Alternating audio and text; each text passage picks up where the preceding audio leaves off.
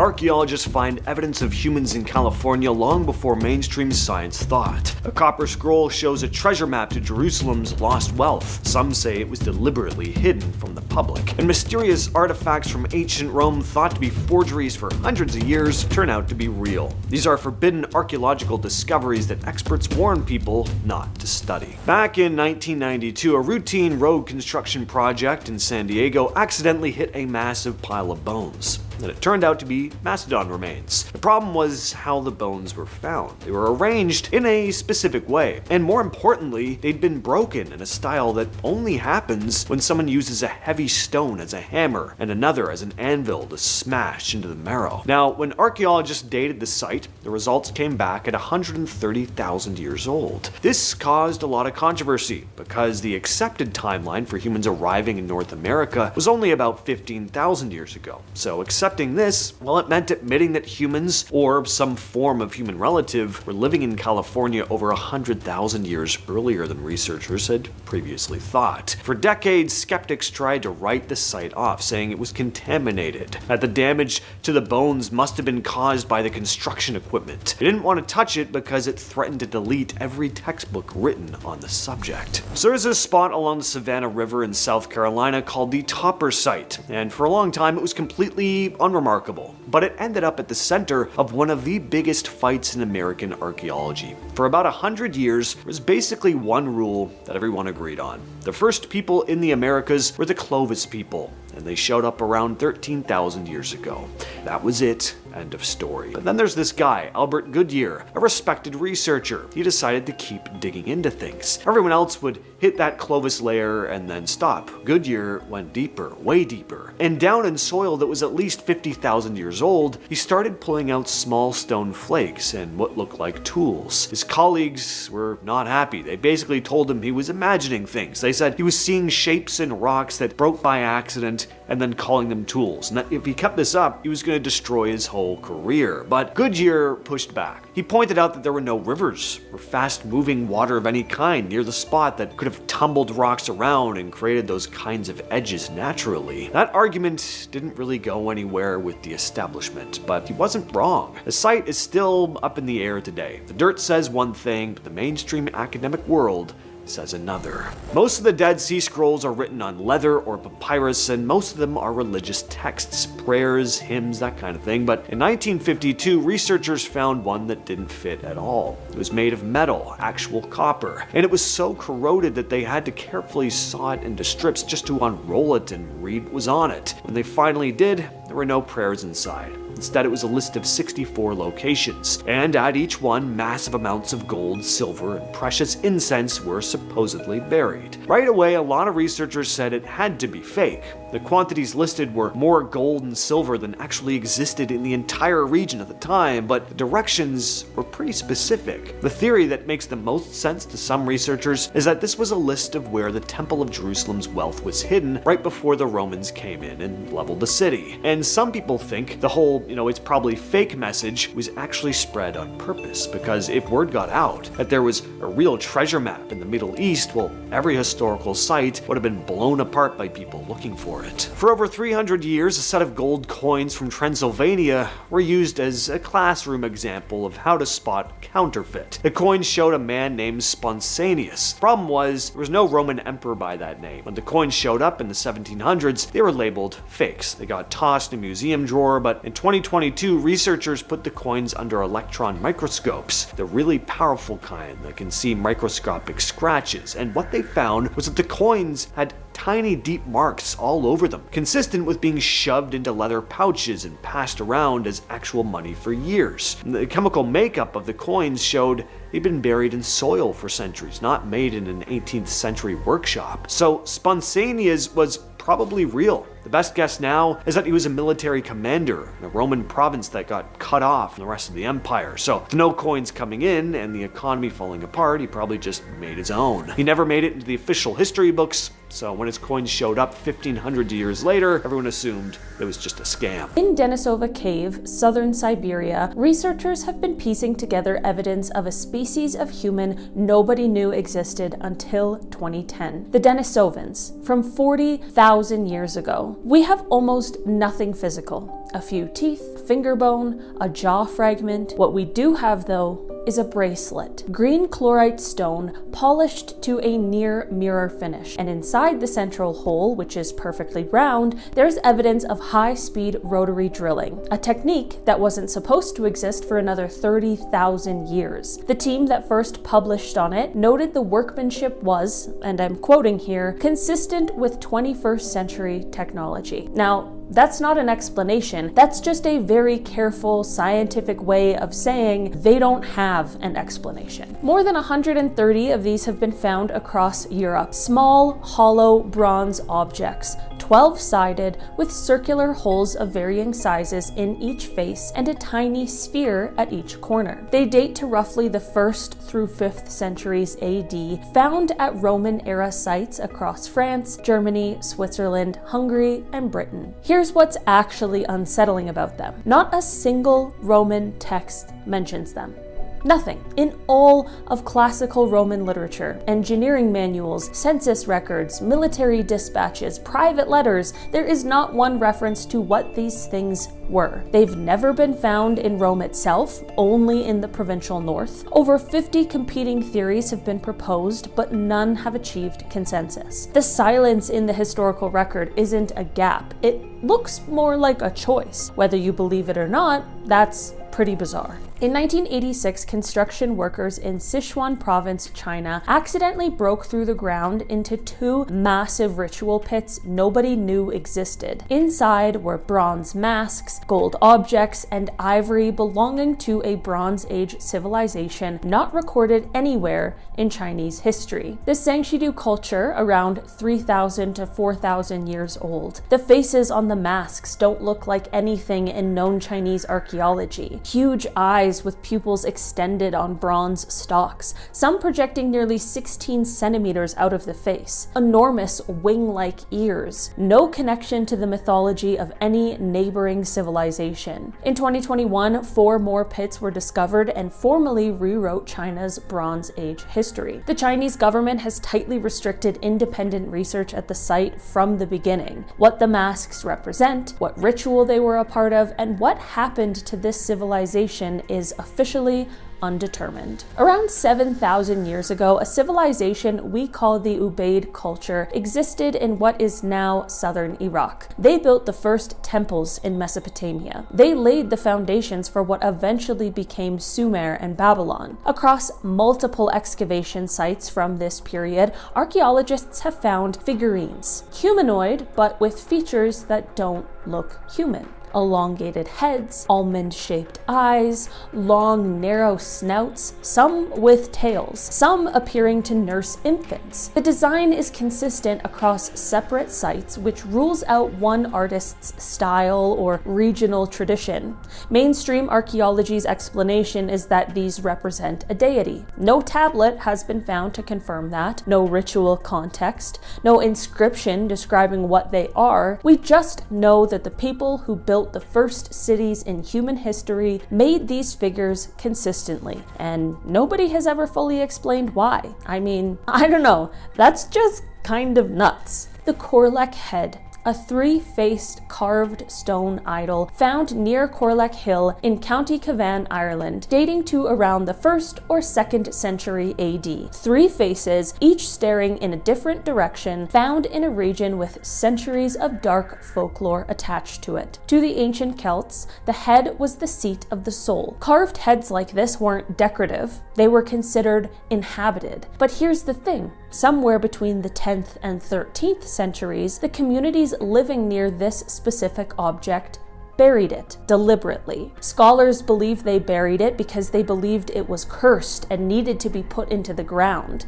It's now at the National Museum of Ireland. The modern legend surrounding it is unverifiable, but the burying? Well, I mean, that's documented. The people who lived alongside this thing for centuries made a decision. What they knew that we don't, well, that's the part that gets pretty unsettling. In 1924, a French teenager was out plowing a field when he fell into a hidden pit. Inside were thousands of objects, clay tablets, bones, strange figurines, covered in unrecognized writing. The site became known as Glazal, and some of the biggest names in archaeology at the time came out to see it and called it the most important discovery in history. Others called it an obvious fraud. The whole thing escalated until the police raided the farm, and the kid who found it actually got sued for supposedly running a scam. For decades, the official position was, don't study Glazal, don't even say the word Glazal if you want to be taken seriously. When carbon dating became a thing though, and the artifacts were tested in the 70s, the results were all over the place. Some pieces were medieval, some were from the Iron Age, some were much older than that, which actually makes sense. It looks like the site was used by different groups of people across thousands of years. Point is, it wasn't a hoax.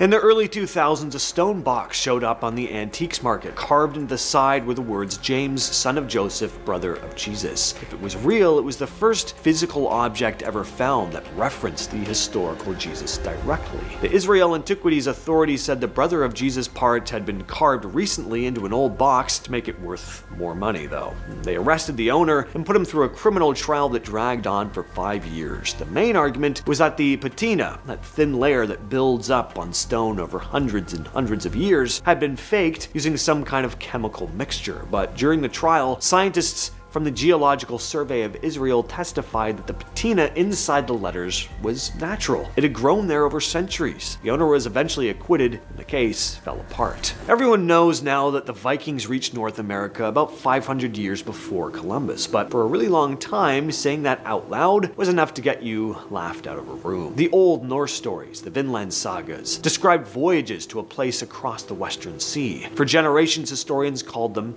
myths. Entertaining stories, sure, but not history. Anyone who suggested Norse explorers actually made it to the Americas was wasting their time. So when a man named Helge Ingstad started searching the coast of Newfoundland in the 60s, nobody took him seriously. Even when he found the remains of buildings that looked just like Viking longhouses, critics still were not accepting it. They said the buildings were either indigenous or built by later European settlers. But what eventually settled it wasn't the buildings. It was a tiny stone spindle, a tool used for spinning wool. It's a completely ordinary household object, but indigenous people in that area didn't use spindles like that. Norse women did. And that was it. It finally forced the whole world to admit that the history being taught in schools was inaccurate. In 1972, French scientists were running routine tests on uranium ore from a mine in Gabon, Africa. But something was very strange. Uranium had the wrong ratio of isotopes. In any normal deposit anywhere on Earth, those ratios are fixed. It's basically, a law of nature, but this uranium looked like it had already been run through a nuclear reactor, basically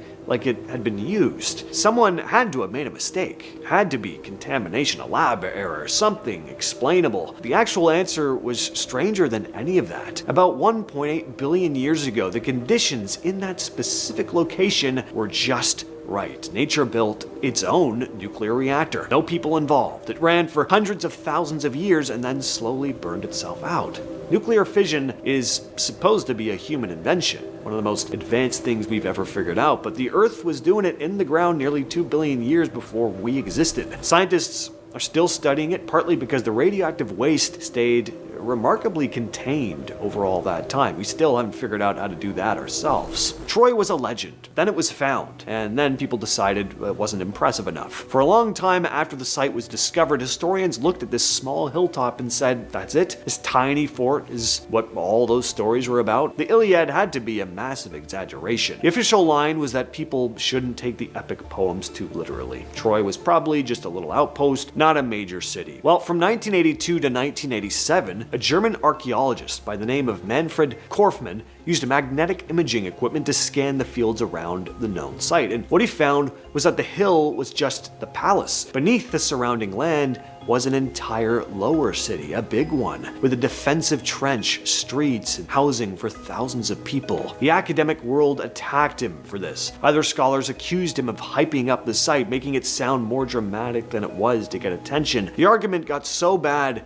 that German newspapers started calling it the war over Troy. Nobody wanted to admit admit that the poetic version of the city might have actually been closer to the truth than the conservative academic version. On the border of Chile and Argentina, near the summit of a volcano more than 22,000 feet up, 3 Incan children were left there as offerings over 500 years ago. Because of how cold it is up there and how little oxygen there is, they didn't decay. They didn't mummify the way Egyptian remains do. They completely froze. They still have blood in their veins. They still have food in their stomachs. They almost look like they just fell asleep. It's pretty eerie. When they were found, the warnings came from 2 different directions. Scientists said they should never have been moved because the technology to properly preserve them once they were off the mountain just wasn't there. And there was a huge ethical debate too about whether it was appropriate to put the remains of these really young people who died in a ritual behind glass in a museum for tourists to come and gawk at. And there's still a lot of ethical concerns surrounding the remains to this day. Deep in a network of tunnels beneath the desert at Saqqara, Egypt, there are 24 massive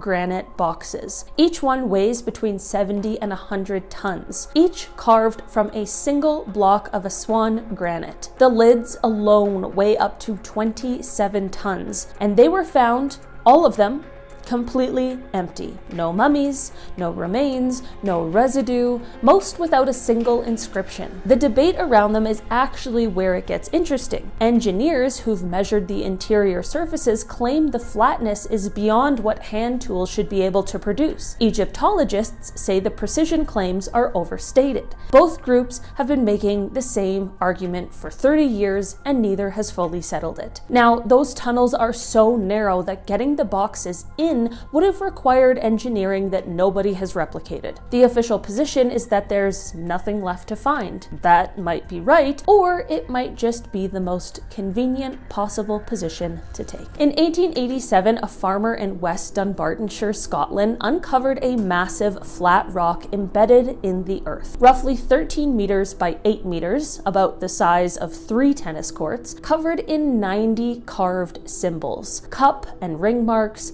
spirals, geometric patterns dating to around 3000 BC. Older than Stonehenge, the largest Bronze Age carved rock in Scotland. In spring 1965, a team of professional archaeologists came to the site, made detailed records, and then buried it, deliberately, under a meter of soil. No public consultation, no warning to the local community. The official reason given was protection from vandalism. It stayed buried for 51 years until 2016, when researchers from the University of Glasgow briefly uncovered it to do a digital scan. Then they also reburied it. It is still down there now. Nobody has said when or whether it will be fully excavated. Protection from vandalism. That's what's on record.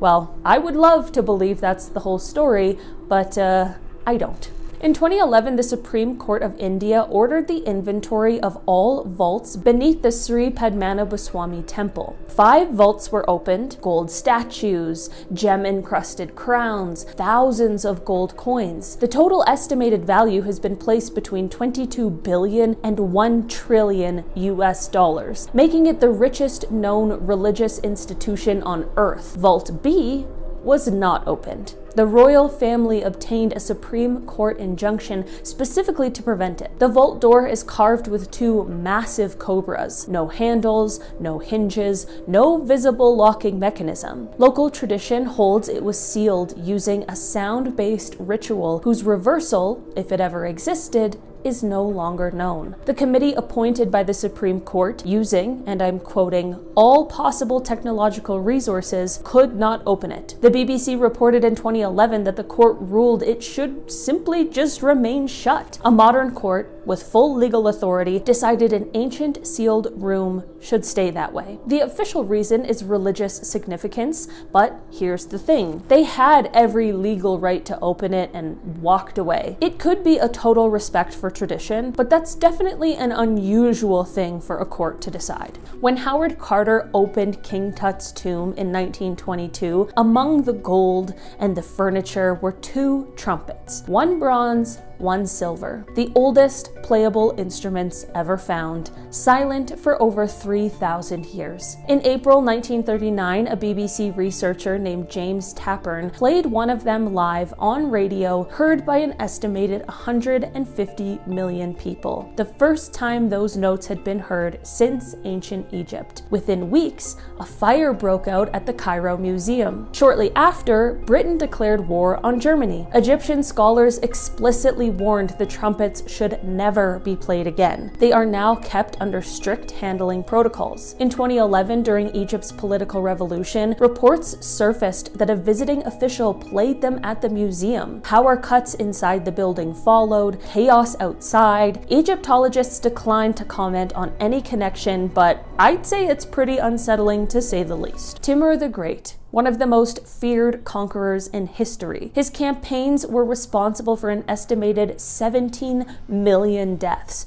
roughly 5% of the world population at the time. Buried in the Gur-i-Amir mausoleum in Samarkand in 1405, and inside the tomb, an inscription: "Whomever opens my tomb shall unleash an invader more terrible than I." Soviet archaeologists opened it on June 19th and 20th, 1941. 3 days later, June 22nd, Germany launched Operation Barbarossa. 3 million troops, the largest military land invasion in human history. The invasion had been in planning for months. Coincidence is the obvious answer, but here's the thing. Stalin himself apparently didn't find it quite so straightforward. He ordered Timur's remains returned in November 1942 with full Islamic burial rites, the month after the Battle of Stalingrad, generally considered the turning point of the war. Could be coincidence, could be that Stalin was being politically careful with Soviet Muslim populations. Both are reasonable, but a man who publicly dismantled the church, who didn't believe in curses, quietly putting him back in the ground, and nobody officially connects those two things. I don't know. Are they meddling with things bigger than they're letting on? Well, I guess in this case, they already had. In late 2022, archaeologists excavating the Tomiyu Maruyama burial mound in Nara, Japan, found a sword that immediately looked wrong. It was an iron dako sword from the Kofun period, roughly the late 4th century, and it was around 2.3 meters long, about 7.5 feet. Too large to be a normal weapon, too awkward for actual combat. Experts believe it was likely ceremonial, possibly placed in the tomb to protect the dead from evil spirits. And that is where it gets unsettling. This was not just a sword, it was a spiritual barrier. Alongside it, archaeologists also found a massive bronze mirror, another object with ritual importance in ancient Japan. So whoever was buried here was not just given valuables, they were sealed with a giant serpent-shaped blade and a sacred mirror. Officially, that means protection, but protection from what? When Mount Vesuvius erupted in 79 AD, it destroyed Pompeii and buried nearby Herculaneum, preserving something almost impossible, an ancient Roman library. Hundreds of scrolls were carbonized by heat and turned into black, brittle cylinders that looked more like burned wood than books. So when they were discovered in the 1700s, people tried to open them, but that usually destroyed them. So for centuries, experts were stuck with one of the greatest archaeological prizes ever found, while also being warned not to physically unroll it. Today, scientists are using X-rays and artificial intelligence to virtually read them without touching them, and they have started recovering words sealed for nearly 2,000 years. But the warning still stands. One wrong move could erase a lost ancient text forever. These scrolls survived a volcanic eruption. The thing that may finally destroy them is human curiosity. In 2023, researchers studying a cave near the Dead Sea were examining an ancient inscription when they found a hidden crevice. Inside were 4 Roman swords and the head of a javelin, preserved for roughly 1,900 years. The wooden and leather parts were still there, which almost never happens with weapons this old. The leading theory is that Jewish rebels captured them from Roman soldiers, then hid them in the cave for later use. But Later use never came. The swords remained there untouched behind rock and darkness, like a war cache frozen in time. Experts were already surveying these caves, partly because looters have been destroying ancient sites in the Judea desert. So the warning here is practical, not supernatural. These objects survived rebellion, empire, and 2,000 years underground. The real danger was people finding them before archaeologists did. In Egypt's Saqqara necropolis, the tomb of Kentika dates back to more than 4,000 years to the Old Kingdom.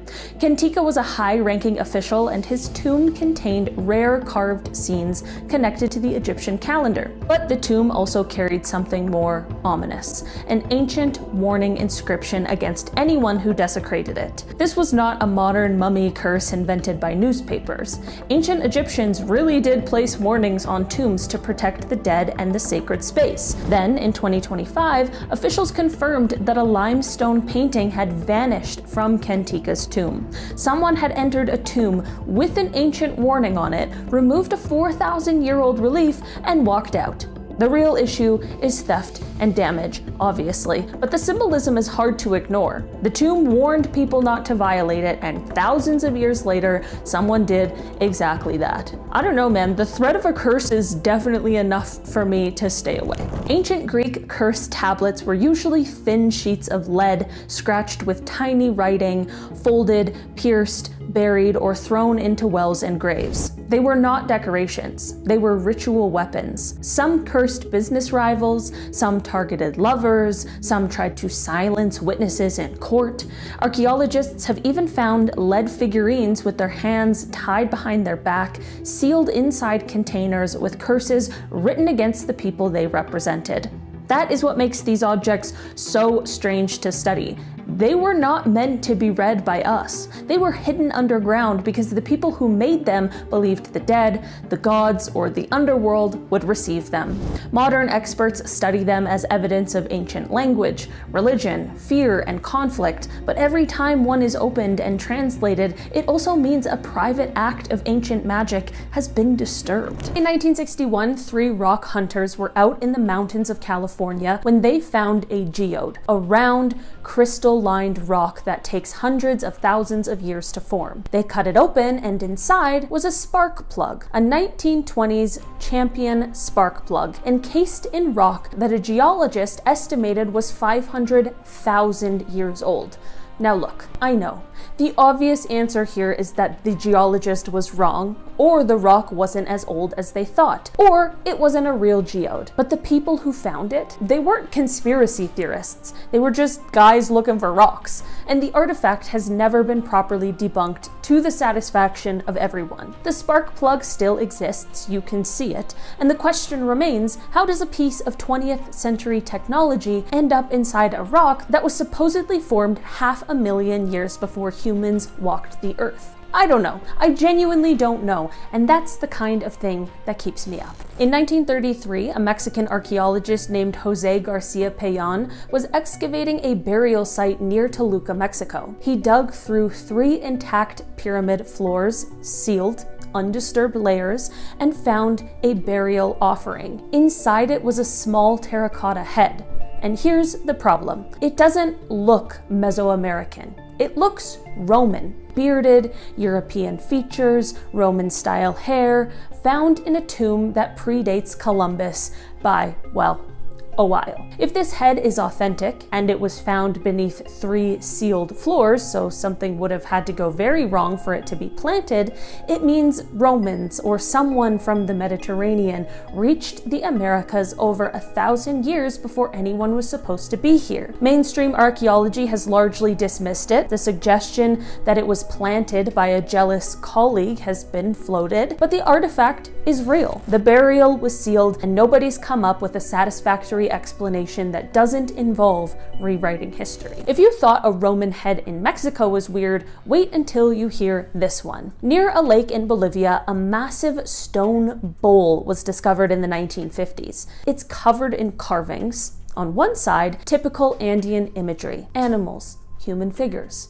On the other side is Sumerian cuneiform, writing from ancient Mesopotamia. On a bowl, found in South America. And it gets stranger because the cuneiform was actually translated. The inscriptions are apparently a prayer to a Sumerian goddess in a language that shouldn't exist anywhere near the Andes. The academic community has mostly refused to engage with this artifact. It's been called a hoax, a misinterpretation, a weird coincidence, but nobody's been able to explain how or why a fake would have authentic Sumerian script that can actually be read. And the bowl just sits there in a museum in Bolivia, largely ignored by the people who should be most interested. Isn't history fun? In 1992, a villager in China's Zhejiang province drained what he thought was a pond. It wasn't a pond, it was actually the entrance to a massive underground complex. 24 chambers carved entirely by human hands, covering over 30,000 square meters. These aren't natural caves. Every wall, ceiling, and pillar has precise, uniform chisel marks. 60-degree angles, evenly spaced, running parallel across the entire surface. Here is what makes this genuinely baffling. There is no record of who built these. None. China has 3,000 years of meticulous written history, and nobody thought to mention 24 massive underground chambers? No tools were found, no construction debris, not a single artifact that explains who did this or why. The caves are open to visitors now, but the sheer scale of the mystery and the fact that we still have no answers after 3 decades of study has led some researchers to suggest that maybe we shouldn't be opening every chamber just yet. There are things underground that were hidden for a reason, I'm just saying. This is often called the oldest known star map in the world, a bronze disc inlaid with gold showing the sun, the moon, and the Pleiades star cluster. It is 3,600 years old, and it was discovered by treasure hunters with metal detectors, who then sold it on the black market, who were then caught in a police sting operation in a Swiss hotel. So right from the start, this whole discovery is a mess. And because of that, the Nebra sky disk has been at the center of a brutal academic war for years. One camp says it's authentic, a Bronze Age masterpiece. The other camp says it's 1,000 years younger than claimed, or possibly just a complete forgery. Both sides have published papers calling each other wrong. There have been lawsuits, there have been accusations of research manipulation, and through all of this, the disk just sits there, behind glass, one of Germany's most prized cultural treasures. But here's the thing, if it is real, it rewrites what we know about Bronze Age astronomy. If it's fake, it's one of the most elaborate archaeological frauds in history, and the fighting over it has gotten so ugly that some people in the field quietly wish the treasure hunters had never dug it up at all. I'm just saying, if I found an ancient artifact with my little beep beep metal detector, I'm not selling it on the black market, okay? I'm gonna become an archaeologist. This is my one shot. In 1965, archaeologists excavating a waterlogged tomb in Hubei, China, found a bronze sword inside a wooden scabbard. It had been buried for more than 2,000 years in conditions that would have damaged it badly. But when the sword was removed, the blade was still almost untarnished and still sharp. The inscription identified it as the sword of Gojian, king of Wei, and it became legendary because its preservation seemed almost impossible. But here is the part that feels like a warning. In 1994, while the sword was on loan in Singapore, it was accidentally damaged, leaving a tiny crack in the blade. After that, China reportedly stopped allowing it to leave the country, which, fair enough. It survived over 2,000 years underground, then modern handling damaged it in seconds. Again, classic. The ancient Hittite capital of Hattusa in modern Turkey, there is a polished green stone sitting among the ruins of a once powerful Bronze Age empire. The Hittites left behind temples, walls, gates, carvings, and thousands of tablets, so we know a lot about their laws, their wars, and their gods. But nobody has fully explained this green stone. It has no inscription telling us what it was. Some believe it may have had ritual significance. Visitors often touch it and treat it like something powerful, while archaeologists are much more cautious. Officially, its purpose is uncertain, and that uncertainty is exactly what makes it unsettling. In a city full of written records, one of the most memorable objects is something nobody can explain. In 2018, construction workers in Alexandria, Egypt, uncovered a massive black granite sarcophagus buried underground. It was nearly 9 feet long, sealed with mortar, and did not appear to have been opened by looters. The internet immediately warned officials not to open it, half joking that nobody needed to unleash whatever was inside. Archaeologists opened it anyway. Inside were 3 skeletons submerged in dark, red-brown sewage water that had leaked into the coffin over time. There was no royal mummy, no ancient monster, no world-ending curse, just human remains, a horrible smell, and a very strange burial scene.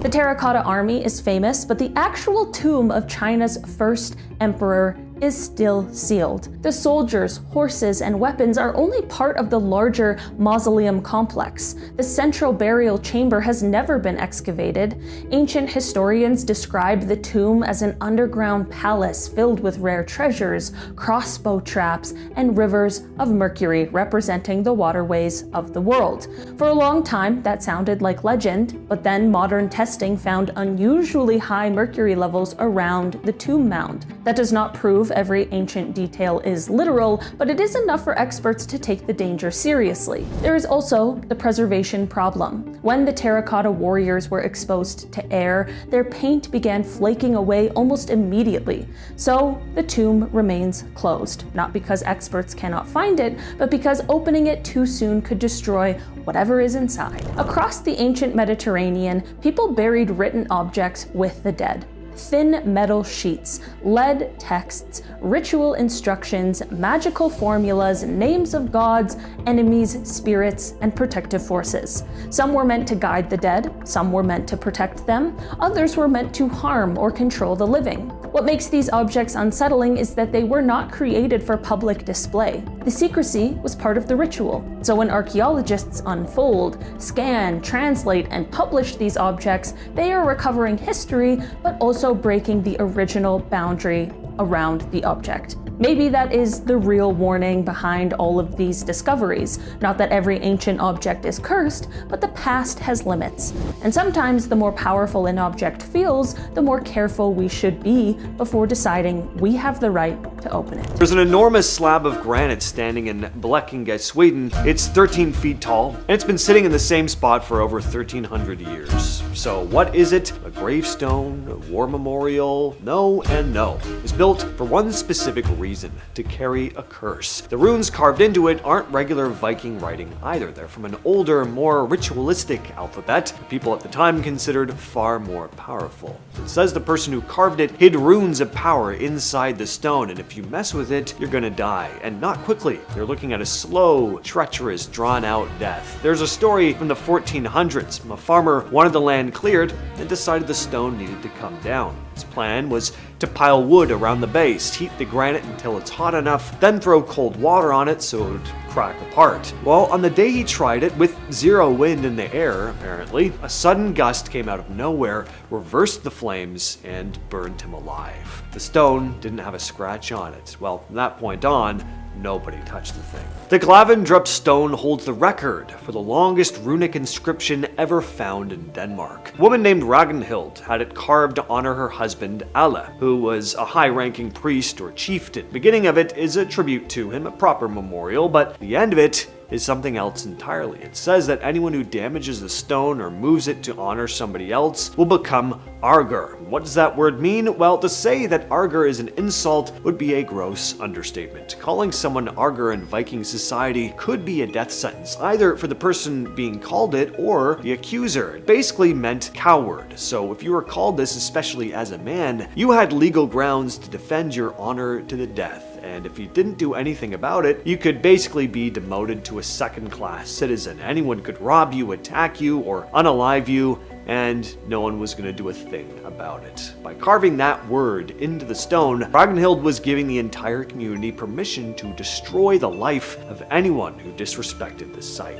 And it worked. The stone is still perfectly intact after all this time. The Egja stone is one of the stranger finds in Norway. When archaeologists dug it up, it was face down over a grave. The runes were on the underside, pressed against the dirt, pointing down, of course, the body beneath it. The text describes a BLOO OD sacrifice, says the stone was never exposed to sunlight and wasn't carved with a regular blade. It was carved with a ritual tool used specifically for magic. And then it tells the dead person to stay where they are, warns the living not to open the grave. Vikings had a real serious fear of draugr, and these were basically said to be zombies that kept the full intelligence of the person they used to be, and not the slow, mindless zombies that we often think of today. A draugr was smart, and more importantly, physically powerful. The belief was that if you didn't seal a grave with the right ritual, the person inside could get back out. The Egja stone may have been that seal. Placing it face down over the body was like locking a vault from the outside, a vault specifically designed to stay locked forever. The Stentoften runestone is similar to the Bjorktorp we talked about at the top. It was found in a field in Sweden and uses almost identical language, perpetual death and insidious harm to anyone who disturbs the monument. But there's an extra layer to this one. It mentions prophecy and power in a way that strongly suggests the land around it was used for cedar. Cedar was a form of Viking sorcery that most people were genuinely afraid of, not skeptical about, actually frightened by. Involved communicating with spirits, and it was considered so dangerous and strange that even hardened warriors wanted nothing to do with it. It was basically dark witchcraft. When the runestone was found in the 1800s, it was going to be moved to a church for safekeeping. A lot of people just refused to help though, not wanting whatever negative energy that was attached to it to be transferred to them. On the Danish island of Bornholm, archaeologists dug up a burial that had nothing to do with honoring the dead. The body had been brutalized after the person was already gone. Giant boulders stacked on the chest and legs, a heavy wooden stake driven straight through the torso into the ground below. Obviously, they wanted to make sure this person stayed down. As I mentioned before, the Viking fear of the dead rising from their graves was real. This particular person scared everyone so much that dying is not considered a good enough guarantee, so they crushed them with rocks and pinned them to the earth with a stake, just to feel safe at night. These got called vampire burials by modern researchers, and similar burials have been found in other parts of Europe as well. Scattered across the hills of northern Laos are thousands of massive stone jars. Some of them are over 10 feet tall. So when I say massive, I mean massive. Some weigh several tons. They're believed to be part of an ancient burial practice dating back to the Iron Age. But here's the thing, you can't just walk up and study them, because this region is still full of unexploded bombs.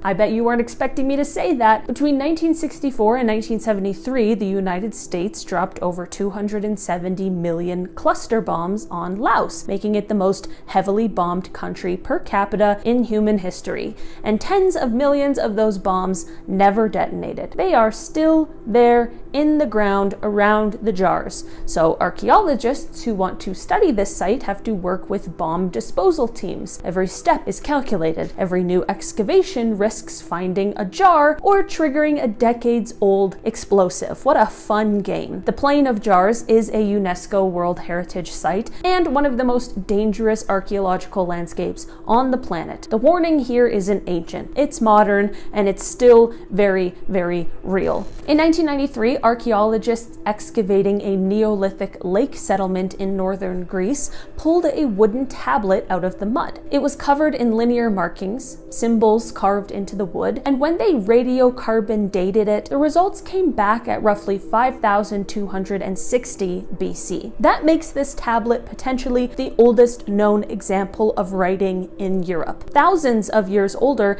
than the earliest Mesopotamian writing systems. So why haven't you heard of it?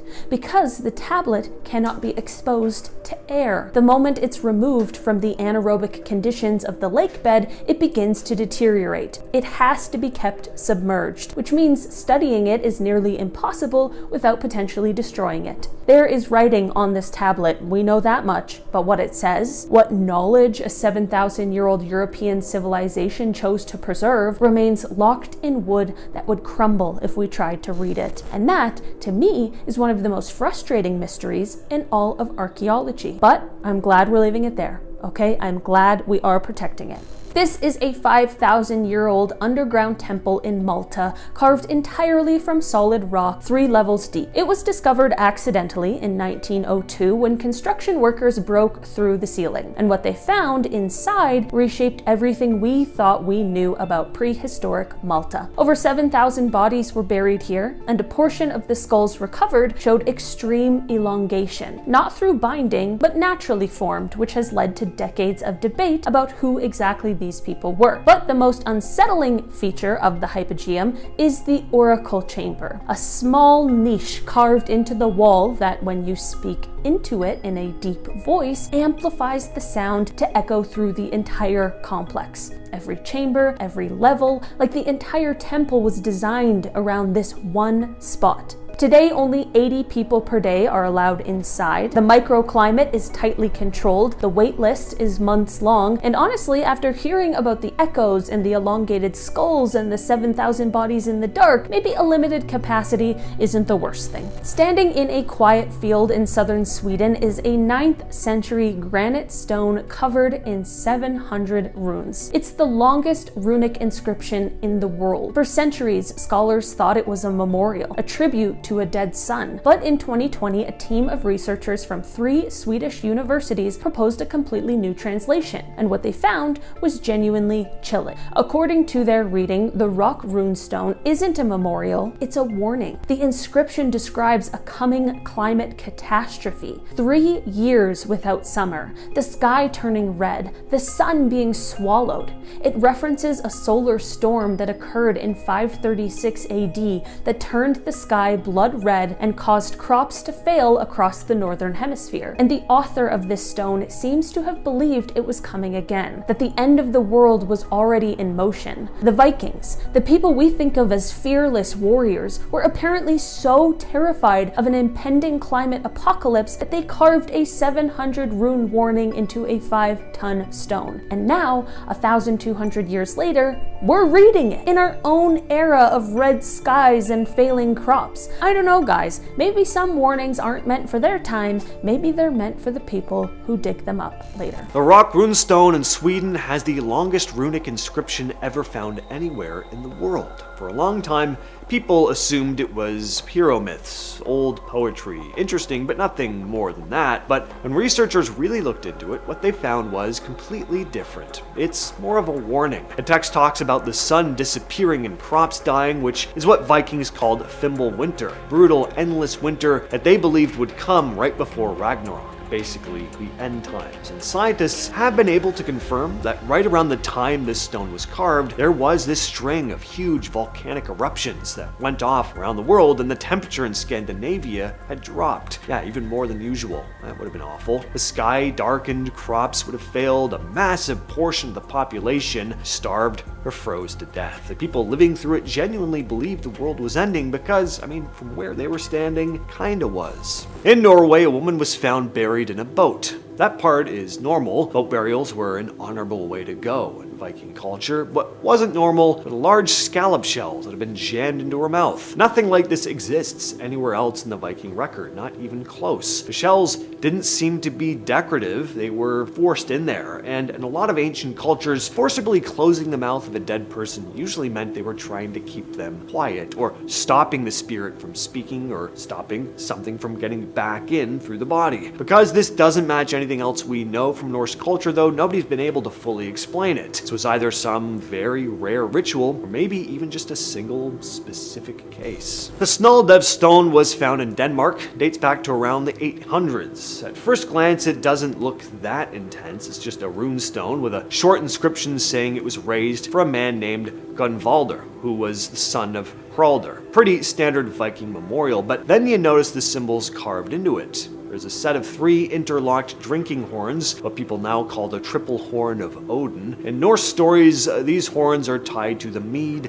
of poetry, which is all about wisdom, status, and power. Probably meant the person buried here had some kind of importance. While the stone doesn't actually have a curse written on it, people often treat it like it does. That idea comes from other Viking runestones that did include warnings, mixed with the fact that Odin really wasn't seen as a calm or forgiving god, so over time it's turned into something else. Not just a memorial, but something that feels like it carries some ominous weight. A Sälleby runestone in Sweden doesn't threaten you with death or curses or divine punishment. It goes after something that for a Viking was arguably worse. The inscription says that anyone who breaks the stone will be shunned and dishonored. One of the specific words on the stone is rata, which, similar to arger, seemed to carry real weight. It's been translated to mean wretch, outcast, or warlock, and not warlock in the sense that you'd gain magical powers, more that you'd be considered abnormal, a freak. To understand why this was so important, you have to understand what reputation meant in Viking society. Sure, you had an afterlife with Valhalla, but what was considered super important after you died was your name, what people said about it. Your reputation was your legacy, so being called a rata wasn't just embarrassing, it meant your name would be spoken with contempt. Not just now, but by the generations that came after you. For a warrior, that kind of social death, that was the threat that actually kept them up at night. The Osberg ship burial in Norway is one of the most famous Viking discoveries ever made. Incredibly preserved, beautifully crafted, clearly the resting place of someone of very high status. And somewhere inside the structure of that ship, hidden in a spot where no one would ever see it unless they were actively taking the ship apart, someone carved 2 words into a small piece of wood. Rather than butchering the language, I'll just say the translation, man knows little. It wasn't meant to be read by mourners or visitors. It was a place in a spot that would only be reached by someone disturbing the burial, which means it was left specifically for people like, well, the archaeologists who eventually found it. Deep under the pyramid of the Feathered Serpent in Mexico, archaeologists spent years painstakingly clearing a sealed tunnel. In 2015, they hit something they were never expecting to find, a massive deposit of liquid mercury sitting at the end of the corridor. A shimmering metallic pool that had been designed to look like a supernatural river. The lead archaeologist, Sergio Gomez, immediately went on the record warning that nobody should be near this stuff without full-body hazardous material suits and respirators. Liquid mercury is a neurotoxin that emits these odorless vapors that'll destroy the nervous system. If you breathe it in, you're looking at permanent brain damage, tremors, and eventually a complete system shutdown. So why was this here? The theory is that the ancient people of Teotihuacan used the mercury to represent an underworld river, creating a kind of forbidden zone for the living. Because the tunnel was sealed for nearly 1800 years though, the concentration of toxic fumes inside was lethal. Even today, the excavation is strictly controlled because the soil is just saturated with the metal. Next on the list is the Delhi Purple Sapphire. This artifact is currently sitting in a vault at the Natural History Museum in London, but for a long time, the people who owned it wished that they'd never come across it. It's not actually a sapphire, it's a massive amethyst that was looted from the Temple of Indra in India during the Indian Mutiny of 1857. A cavalry officer named W. Ferris brought it to England, and almost as soon as he arrived, his life took a turn for the worst. He lost his health, his money, and his family suffered a string of bizarre accidents. He eventually gave the stone to his son, who suffered the almost exact same streak of bad luck. The most famous owner was a writer named Edward Heron Allen. He was a man of science, but after several of his friends went through bouts of bad luck or just straight up died after handling the stone, he got terrified. So he tried to get rid of it by throwing it into a canal, only for a dredger to find it and return it to him months later. Heron Allen eventually packed the amethyst into 7 different boxes, surrounded it with lucky charms, and left instructions that it should stay locked away until 33 years after his death. He warned that the stone was, quote, cursed and stained with blood.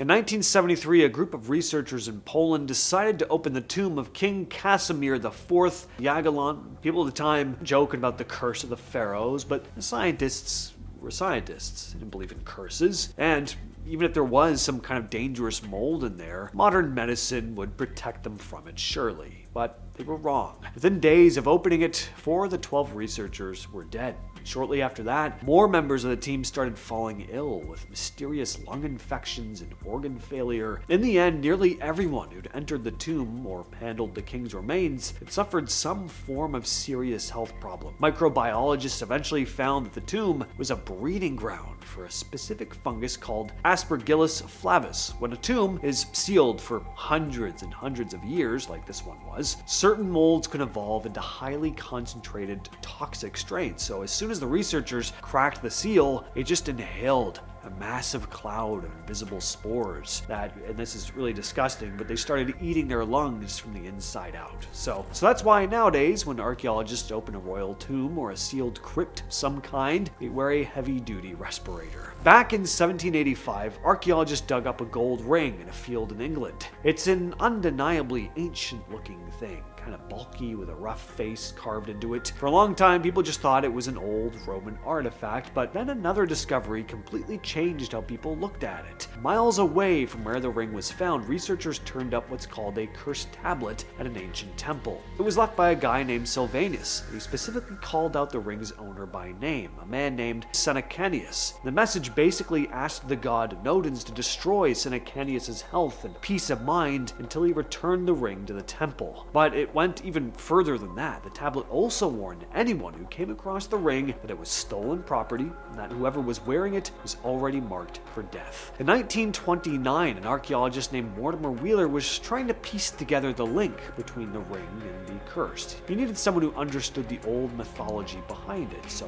he brought in a friend to help. And that friend was J.R.R. Tolkien. So this actual Roman ring, supposedly cursed and worn by someone essentially condemned, was a huge inspiration behind the One Ring in Lord of the Rings. The Black Prince's Ruby. This sits right in the middle of the British Crown Jewels, and it looks incredible, this massive deep red stone, but its history is basically just a long line of people dying violently. The stone was taken off a dead prince in 14th century Spain. The man who took it, Peter the Cruel, was warned straight away that it was tainted, brought betrayal to everyone who owned it. He didn't listen, and eventually he was slain by his own brother. Passed to an English nobleman known as the Black Prince, who died a slow and painful death from disease not long after. The stone kept moving, and it kept turning up at the worst moments for whoever had it. Henry V wore it in his helmet at the Battle of Agincourt. Someone hit him with a battle axe hard enough to crack the helmet open. Henry barely survived. Richard III had it on him when he died in battle. Today, it's mounted in the Imperial State Crown, behind thick glass in the Tower of London, with armed guards around it. When you think about Pompeii, you probably picture the same thing I do, people suffocating in waves of volcanic ash. What you probably don't imagine is live explosives waiting to go off, but that's exactly what workers found back in the 80s during renovation work at the site. Buried beneath ancient layers of ash and volcanic soil, they discovered World War II era aerial bombs, and at least one of them was still at risk of going off. During 1943, Allied forces carried out bombing raids across Italy. Bombs fell on Pompeii, some exploded, some didn't, and those duds got buried over time until workers doing routine excavation came across them decades later. Everything had to stop immediately. The Italian superintendents brought in bomb disposal experts who worked alongside archaeologists to handle the situation, but experts believe there are probably more unexploded bombs still sitting under parts of Pompeii that haven't been excavated yet. In 2014, Mexican archaeologist Sergio Gomez was leading his team through a newly discovered tunnel beneath the Pyramid of the Feathered Serpent at Teotihuacan. Deep underground, pushing through centuries of sediment and rock, they found something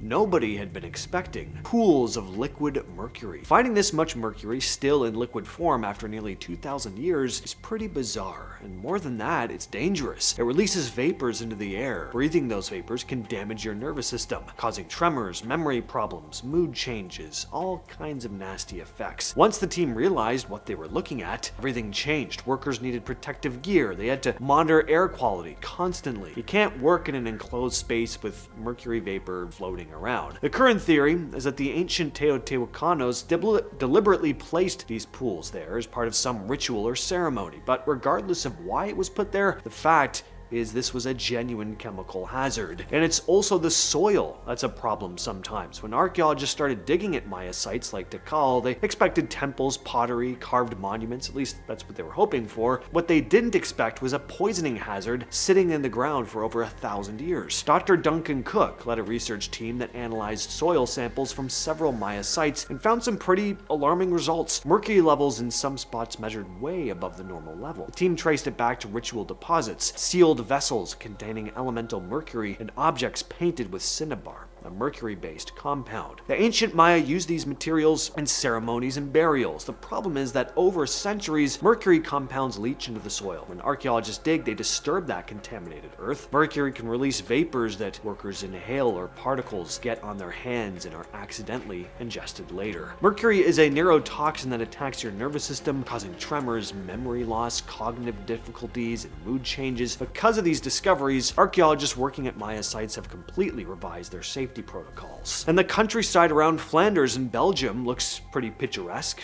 with its green fields, farmland, and quiet villages, but underneath all that, there are some seriously dangerous leftovers from World War I. When people dig in these areas, archaeologists, construction workers, or farmers, they sometimes unearth old artillery shells filled with mustard gas. This happens so often, locals call it the Iron Harvest. Every year, people find shells and ordnance left over from World War I trench warfare. Mustard gas is a blistering agent that burns whatever it touches: skin, eyes, lungs, throat. Even after sitting underground for over 100 years though, it's still potent. When these shells are disturbed and gas gets released, it can still cause those horrible injuries. Belgium and France actually have entire government programs dedicated to dealing with this problem year-round. It's crazy to think though that we're still dealing with the leftovers of a war that ended in 1918.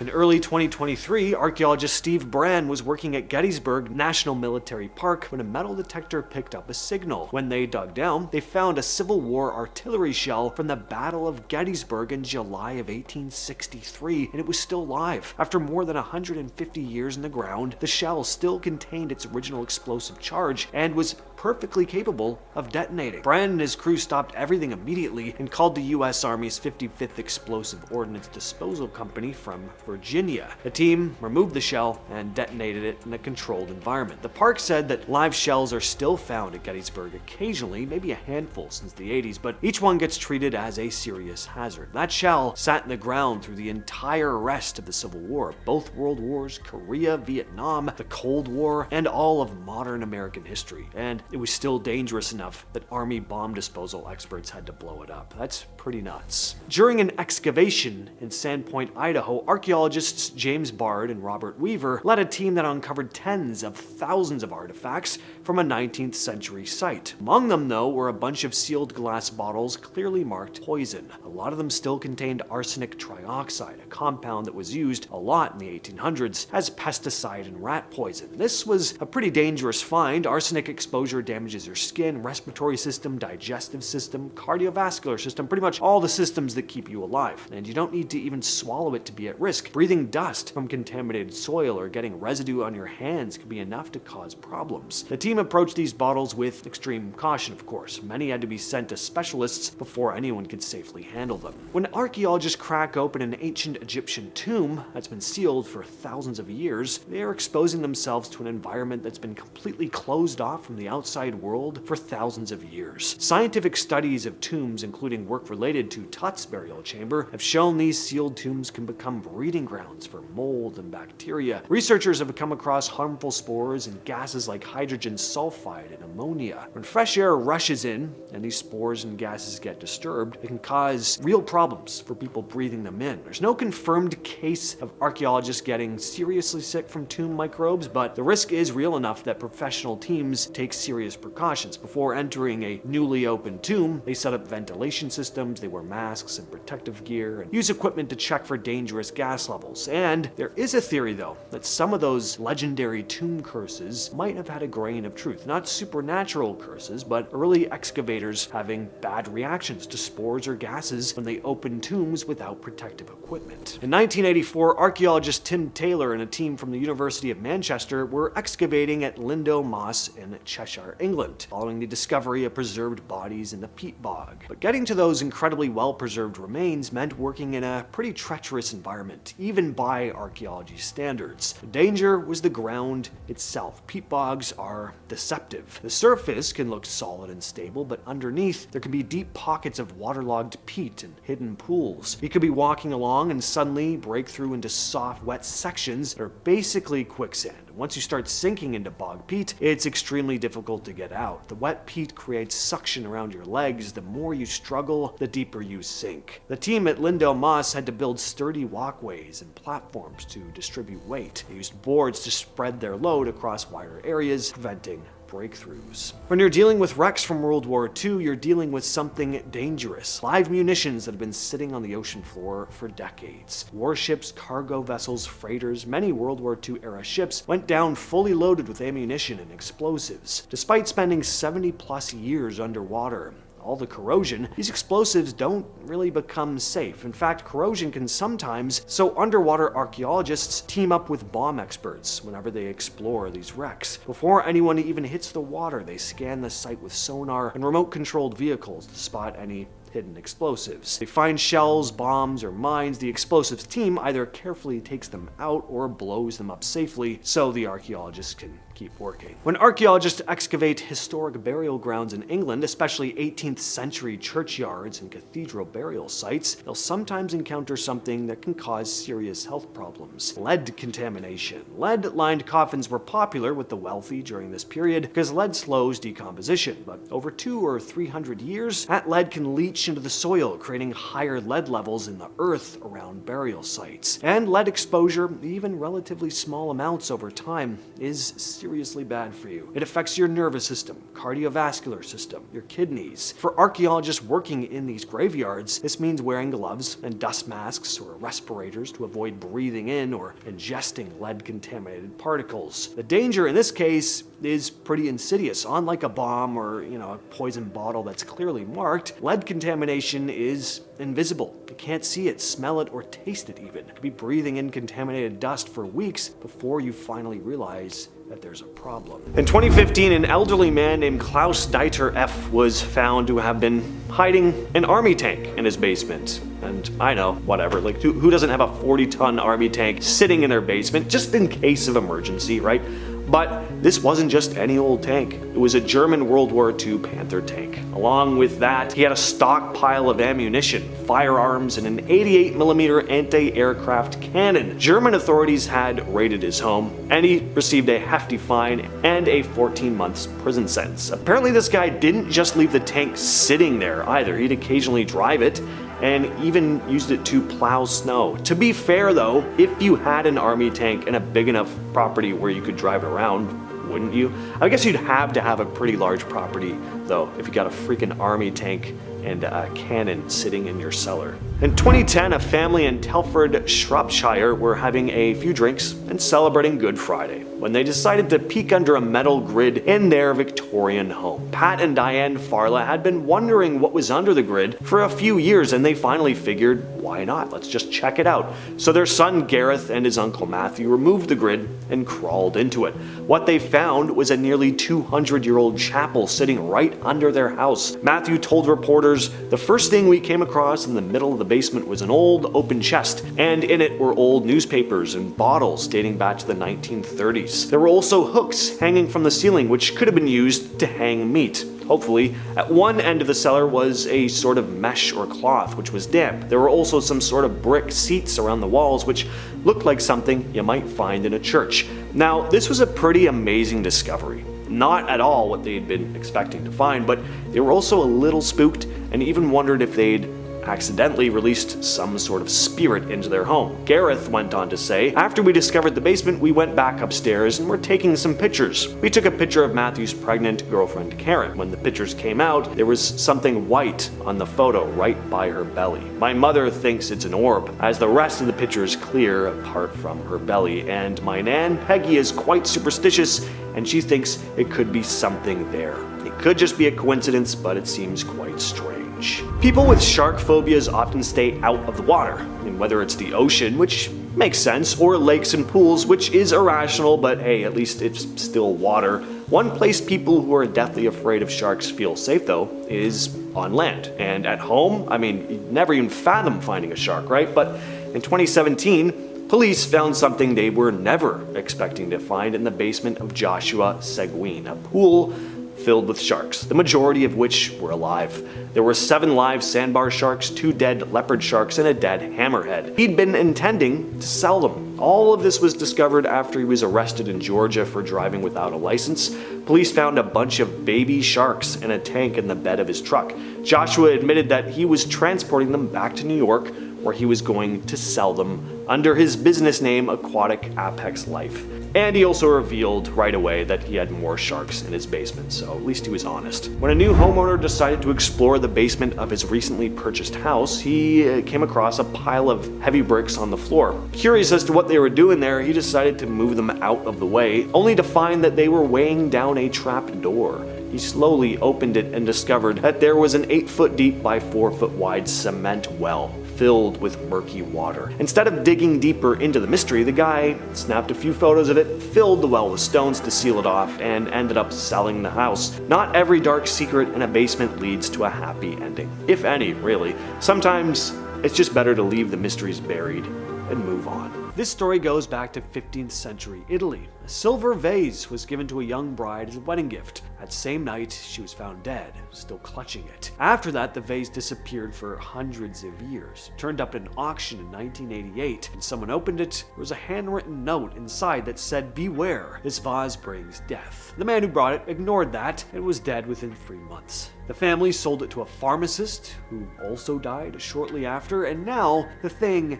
had a bit of a reputation. People tried donating it to museums just to get it out of their hands, and every museum refused. Nobody wanted this thing. Eventually, the Italian police got involved, and since they couldn't find a home for it, they reportedly put it in a lead-lined box and buried it somewhere. Tikal is one of the most visited ancient sites in the world. Tourists go constantly to see the Maya pyramids, but archaeologists started getting sick after spending time in the deeper chambers. For a while, nobody could work out why. But when they finally tested the air and the surfaces, they found unsafely high levels of mercury. The source, the paint on the walls. See, the Maya were obsessed with the color red. It represented life and the BLOOD of their gods. The mineral they used to get that deep red was called cinnabar. The problem is that cinnabar is mercury sulfide. They coated their walls with it, their pottery, even the bodies of their dead. Over 1,000 years later, that paint is broken down into this fine dust that covers every surface in those chambers. So breathe it in or touch the wrong wall, you could end up with mercury poisoning. This limestone statue was carved in Cyprus around 3500 BCE. It's officially known as the Woman from Lem's statue, but some call it the Goddess of Death, and the history behind it makes that pretty easy to understand. It was discovered in the late 1800s. The first owner was a man named Lord Elfont. Within 7 years of bringing it home, every member of this dude's family was dead, all 7 of them. The next owner, Ivor Manouchi, lost his entire family within 4 years. The third owner had a nearly identical experience. And by the time it reached a 4th owner, Sir Noel Thompson, the stories were well known. He was aware of everything that had happened to the people before him. His wife and 2 daughters still died after the statue came into his home. Surviving sons, not wanting to find out what had happened next, donated it to the Royal Scottish Museum in Edinburgh. The museum placed it in a display case. The curator, who handled the installation, died shortly after. It's still there today behind thick glass. You can go see it if you'd ever want to, but the staff and historians who studied it are generally in the same agreement that it should stay exactly where it is. Uluru is this huge sandstone rock sitting in the middle of Australia. The Anangu people have considered it sacred for thousands of years, and their message to visitors has always been, don't take the rocks. If you do, things won't go well for you.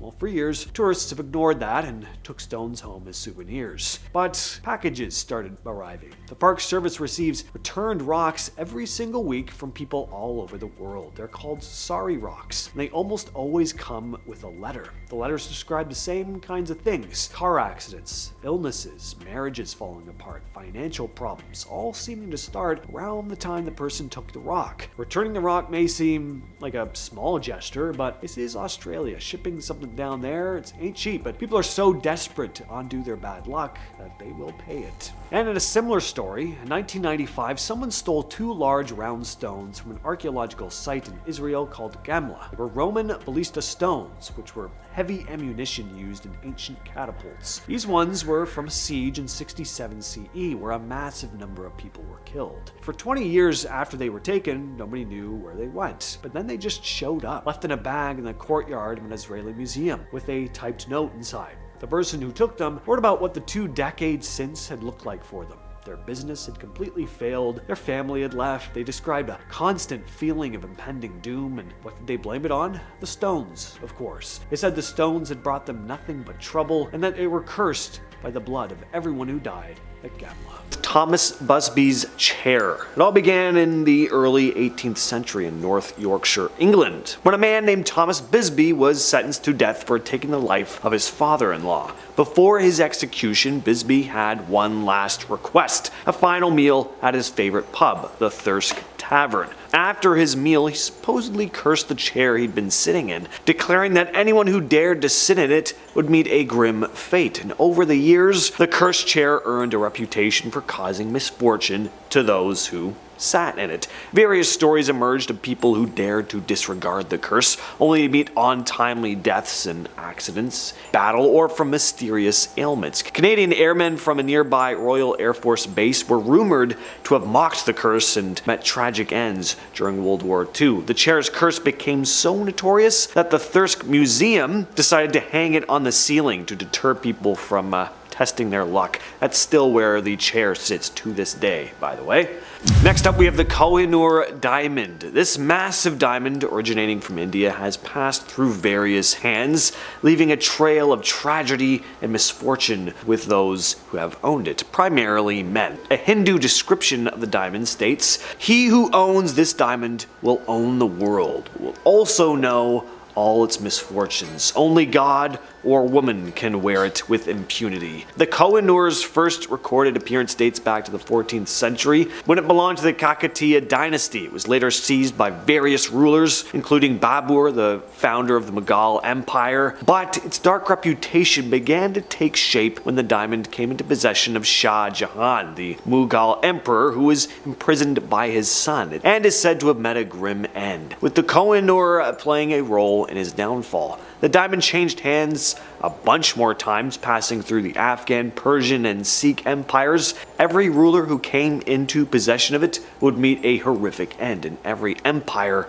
would collapse. Number 8, the haunted wedding dress. Anna Baker's cursed wedding dress is a haunted legend that hails from Blair County, Pennsylvania. Anna Baker, the daughter of a wealthy family in the mid-1800s, fell in love with a lowly ironworker, but her father strongly disapproved of the match and did not approve of a marriage. So Anna was coerced into marrying another wealthy suitor, breaking her heart. The wedding never took place, though, with Anna refusing to ever marry. She would wear her dress every night before bed, dancing alone in the middle of the night. It was said that she slowly began losing her sanity. Legend has it that Anna, unable to bear the pain of her lost love, died a bitter old maid in the Baker mansion. As the years passed, strange occurrences were linked to this dress. People claimed to hear the sound of a woman weeping in the mansion. The dress itself was rumored to move on its own within a sealed glass case. Visitors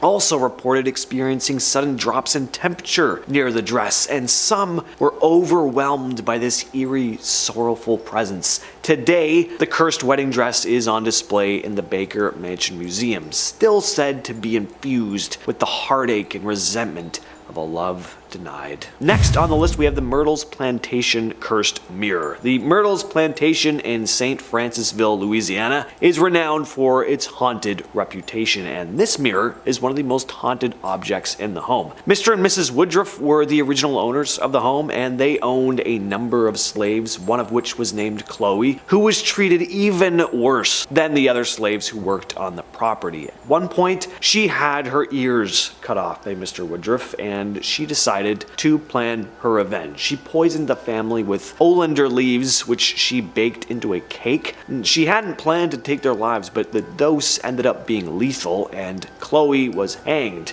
Even after these events, the home would be the site of more tragedy, making this one of the most haunted locations in the USA. Now, for the mirror, in the grand hallway, there is an antique mirror. A number of visitors have reported spotting the ghostly reflections of the Woodruff children inside the mirror. There's also a handprint that just doesn't seem to go away even after the mirror is re-silvered. And at number 6 is the Screaming Skull, or Screaming Skulls in general. There are multiple Screaming Skulls that have been reported throughout history. Probably the most famous, though, is the Battiscombe Screaming Skull of Dorset, England. Each of these skulls has its own story attached to it. Usually someone makes it known that they want to be buried back in their homeland when they die, or want something specifically done with their skull after death. Then they meet some grisly end, their wishes for their desired burial aren't met, and thus a curse is released. Whenever someone tries to remove or disrespect the skull, things get weird. Strange noises start happening, screams, wails. People are met with tragedy in their lives. They're cursed, and whenever the skull is tossed out or attempted to be buried, it mysteriously makes its way back to where it was before. Next up, we have the haunted chairs at Belcourt Castle. Belcourt Castle in Newport, Rhode Island is apparently very, very haunted. So haunted that in an almost Pee-wee's Playhouse kind of way, even the chairs themselves seem to have a life of their own, or curse of their own. Visitors describe a cold sensation when they come close to the chairs. There's even one story about a man who sat on one only to be thrown off it. Some visitors have also seen ghostly apparitions sitting in these chairs. Other cursed items at the castle include a suit of armor. Classic, love that gothic horror vibe this place seems to have. Apparently the original owner of the armor took a spear to the face and, of course, didn't make it. Some say they can hear ghostly cries of pain in the dead of night, especially in the month of March, when the original owner of the armor died. During restoration work at St. Philibert Church in Dijon, France, workers came across something pretty freaky. Hidden behind a wall was a staircase no one had seen in hundreds of years, and it led straight down to a burial vault sealed for around 400 years. Lead archaeologist Vincent Dumas explained that inside they found wooden coffins with the remains of adults and children, and because space was limited, the quote, bones of each individual were pushed to the sides to make room for the last deceased. The vault goes back to the 15th or 16th century, but beneath the church floor they dug up even older burials. There were slab tombs from the 11th to 13th centuries, and even deeper, they found sarcophagi from the 6th to 8th centuries. Dumas said these layers proved that each church was built on the remains of the previous one, showing almost 1,000 years of people burying their dead in the same spot. And all of this started because they were doing simple restoration work. Nuts. An Istanbul archaeologist recently came across something really cool under the ruins of the 1500-year-old St. Polyectus Church. While digging, they found a hidden underground passage that connects to 2 sealed-off rooms. Nobody even knew they were down there, but the layout seems to suggest they were part of the church, possibly used in rituals that happened back when the city was still called Constantinople. The passage and rooms aren't just bare stone, they're nicely carved and decorated, so this probably wasn't just, some random storage area. The church was originally built between 524 and 527 by Princess Anicia Juliana, who was basically trying to one-up Emperor Justinian and his wife Theodora by flexing her own wealth and power. Even in ruins, the place still makes a statement. What's crazy is how much of it survived earthquakes. Mahir Polat, Deputy Secretary General of Istanbul Metropolitan Municipality, said, Istanbul, which is currently struggling with earthquakes, has experienced dozens of earthquakes over the past 1,500 years. However, the structure we're seeing now has managed to survive all of them. We should learn lessons from this. In Turkey, archaeologists were working at the ruins of the ancient city of Olympus when they came across a 5th century Christian church that hadn't been seen in over 1,000 years. At the entrance, they found an inscription that had been buried and ignored for centuries. Translated, it reads, "Only those on the righteous path may enter here." So it was a warning.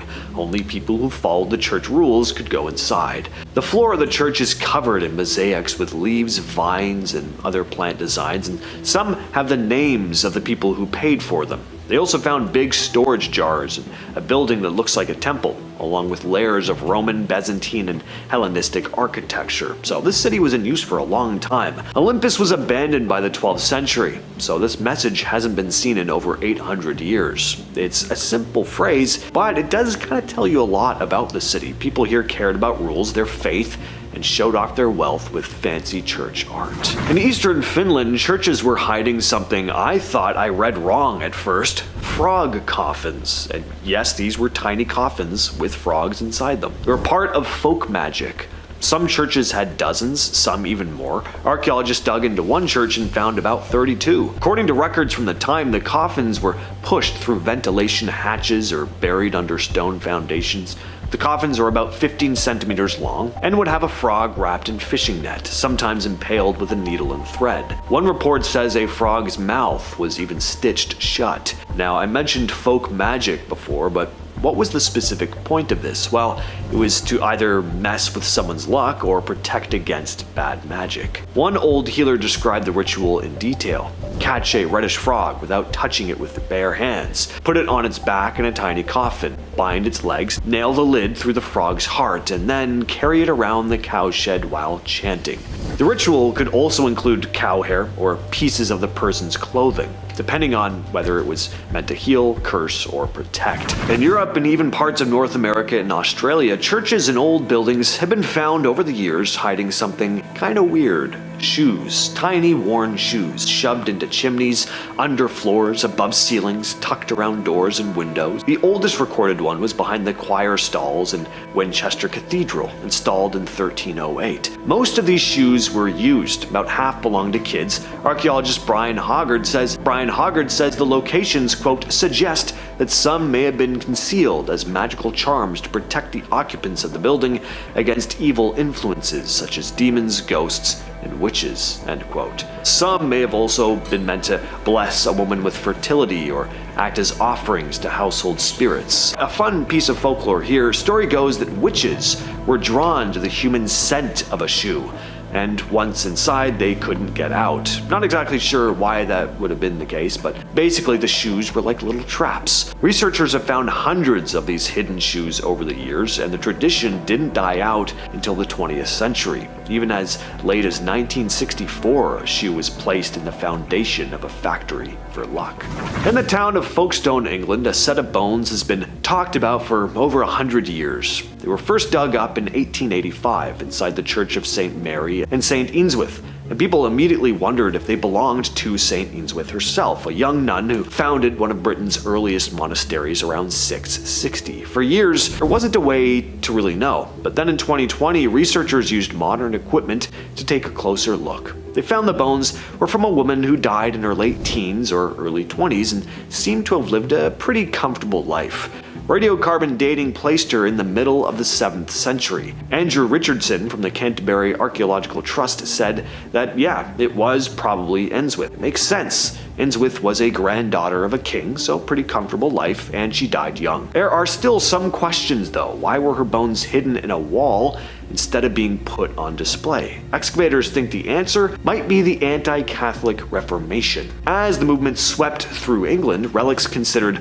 objects of false worship were destroyed, so they might have been trying to hide the saint's remains from being torched, in a fire or something. In Hadstock, England, St. Botolph's Church has a story. For years, people thought the large piece of skin nailed to its door belonged to a Viking raider who tried to loot the church.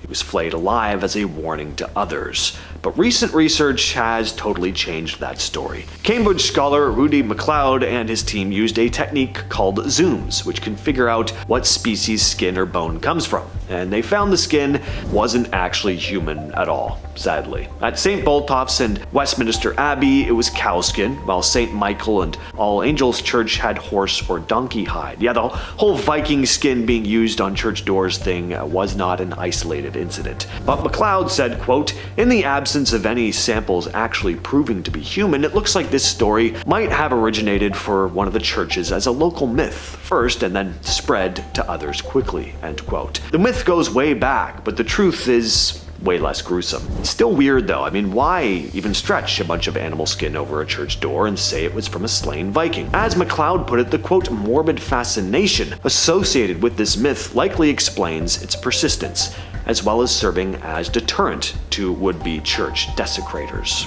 In Venice, inside the Basilica of Saint Maria e San Donato, there's something you'd never expect to see in a church: the bones of a dragon. Or maybe you would, I don't know. I guess if there's anywhere dragon bones are going to be, I guess, an old church. The legend goes that these ribs belong to a fierce dragon that was killed by Saint Donatus, a 4th century saint whose story is almost entirely legendary. The bones didn't start out in Venice. They were taken from Cephalonia in the 1120s by the Venetian leader who took the dragon bones during one of his raids on Byzantine Greece. Alongside them came the saint's own remains. The legend says Donatus was a childhood friend of Julian the Apostate and performed a bunch of miracles before dying, including raising a woman from the dead, exorcising a demon, restoring sight to a blind woman, and finally killing the dragon that had poisoned a well. Quite a life. The so-called dragon bones are now hanging behind the altar, mostly out of sight unless you know where to look. The church doesn't even mention them on its markers. Of course, do scientists actually think they're dragon bones?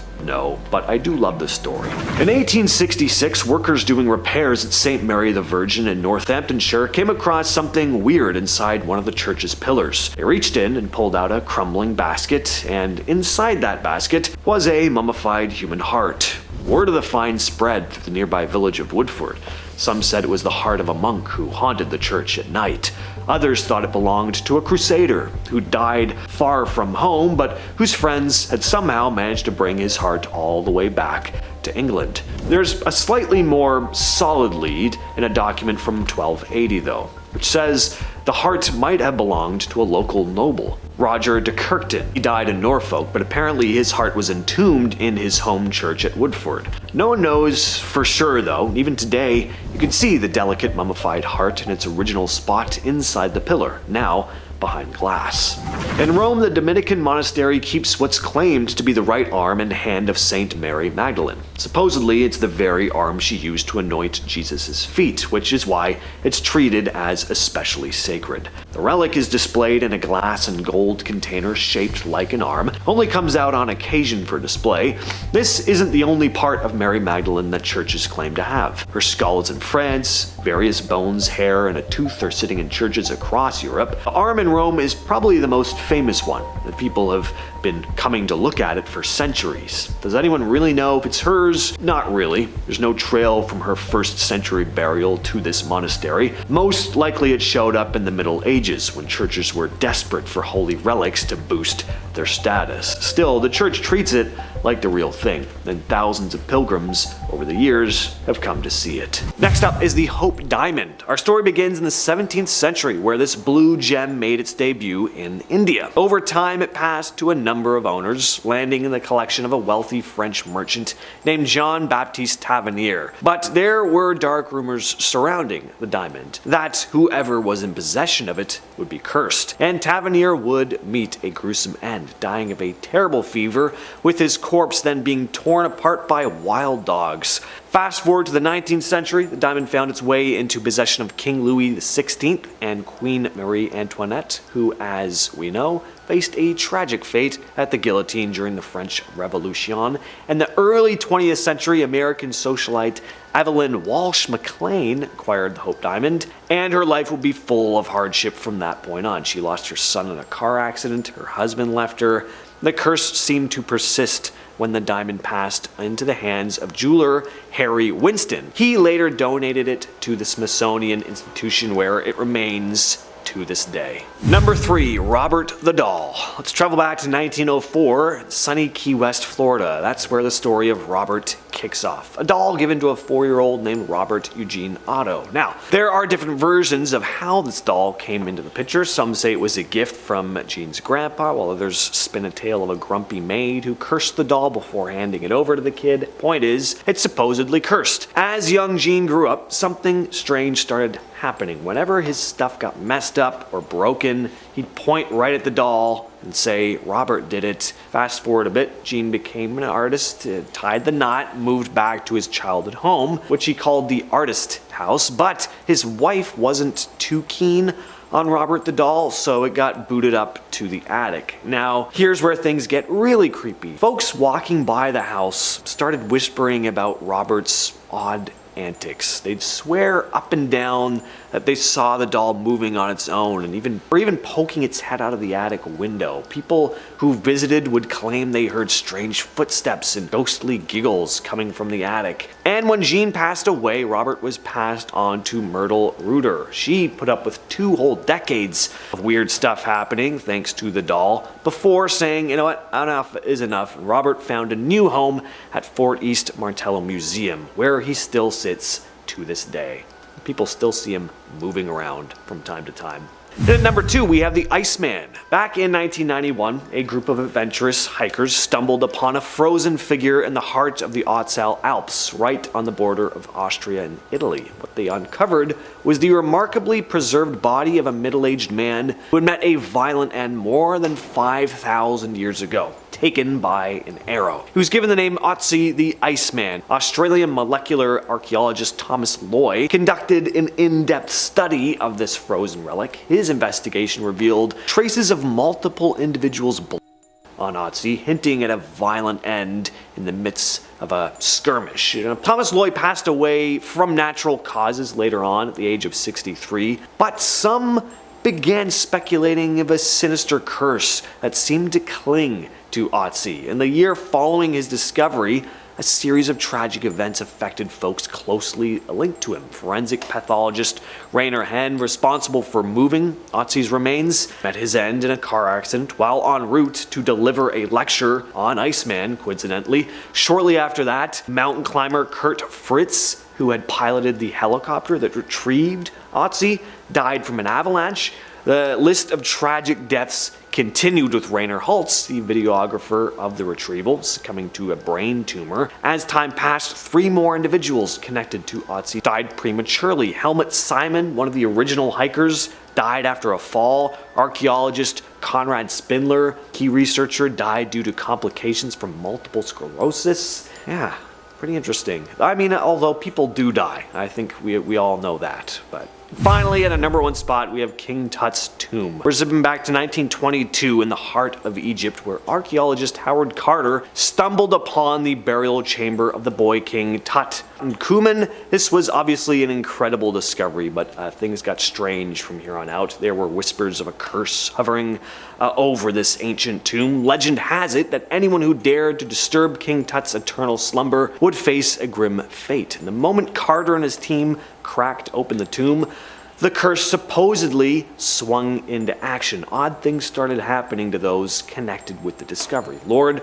Carnarvon, who financed the expedition, met an untimely death at the hands of a mosquito, which is probably the most embarrassing way I can think of to go. It turns out this curse isn't just deadly, it's damn cruel as well. Others in the team began facing misfortune as well. Illness, accidents, more mysterious deaths. The curse wasn't limited to the excavation team either. It seemed to spread to anyone who came into contact with King Tut's treasures. Even those who just visited the tomb were rumored to be cursed thereafter. Start off the list with Mummy Juanita. If there's anything in the world that is likely cursed, it's gotta be mummies. And I don't even care if curses are real. Mummies, they're creepy as hell anyway, so it doesn't really matter. So back in 1995, on a casual day of mummy hunting, as one does, anthropologist Johann Reinhardt and his gang stumbled upon something pretty mind-blowing on Mount Ampato in the Andes Mountains of Peru. Enter Mummy Juanita, also known as the Ice Maiden or Lady of Ampato. Juanita was a teenage Inca girl making her way to about 14 years old before meeting her unfortunate end. The crazy part was that this discovery was accidental. Reinhard and his crew were on a mission to find another Inca mummy when, whoopsie daisy, they stumbled upon Juanita in a crevice at a whopping 20,600 feet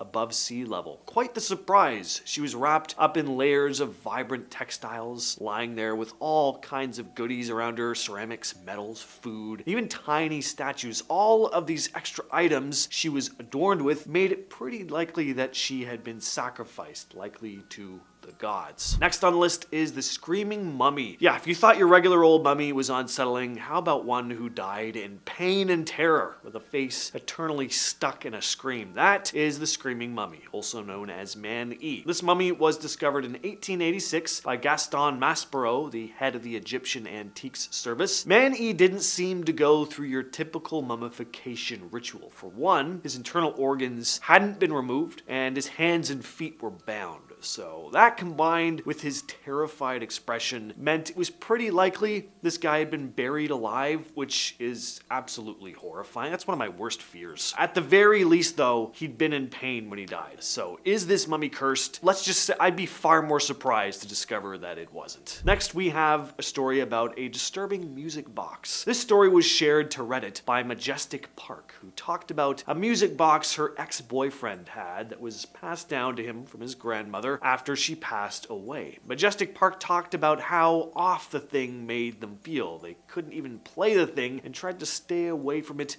as much as possible. It just had a bad vibe about it. They went on to write, "The boyfriend moved out of the house, and when he left, I put all the things he left behind out in the storeroom, including the music box. I had hell after that. I had health problems. Both of my dogs got cancer and had to be put down. My car constantly broke down. My mother took ill and died. A mentally ill neighbor started stalking and harassing me, and I was constantly at odds with my friends and coworkers. Plus, I started having money problems. Finally, I decided to move and get rid of all the old boyfriend's things. I threw that effing music box in the back of my pickup with all the other stuff and hauled it to the dump. I have no idea if it had anything to do with getting rid of the music box. My life started to even out and got better. I was able to get a new car. I got another boyfriend, I bought a house, and my troubles with my friends and coworkers started to subside. The crazy neighbor was sent to a treatment hospital, and a friend gave me a wonderful dog. I had a good run of about 10 years before anything else bad happened to me." Next on the list is the cursed spear point. So another Redditor talked about an artifact that may have been responsible for some bad stuff as soon as they found it. User Grok23 wrote, "I found a spear point in a really old medicine wheel here in Wyoming. I took it and instantly got bad vibes. A lot of creepy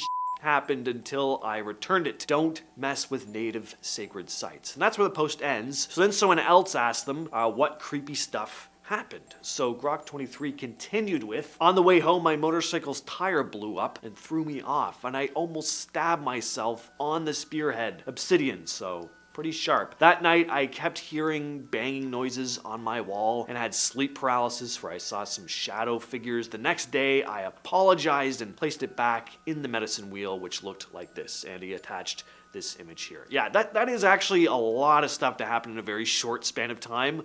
I'd be getting rid of that thing too. We're back to mummies again, this time with what has been dubbed the Scottish Frankenstein mummies. So in 2001, archaeologists were doing a dig in a Bronze Age settlement in Scotland where they dug up a pair of 3,000-year-old skeletons. One was male, the other was female. They'd fully decomposed at this point and were just skeletons, but the team performed tests on the bones and discovered that they had been intentionally preserved initially. This was pretty cool on its own because intentional mummification in Europe was rare. But the creepy part comes next. Turned out that each of these skeletons were cobbled together like Frankenstein-style creations. The male skeleton had parts belonging to 3 different men. A torso from one, a skull and neck from another, and a lower jaw from some other guy. And the female actually had a male skull, a female torso, and the arm of somebody else. Until this day, researchers don't know why these bones were pieced together like that. Next, we have the knife-handed skeleton. All right, I'm not actually sure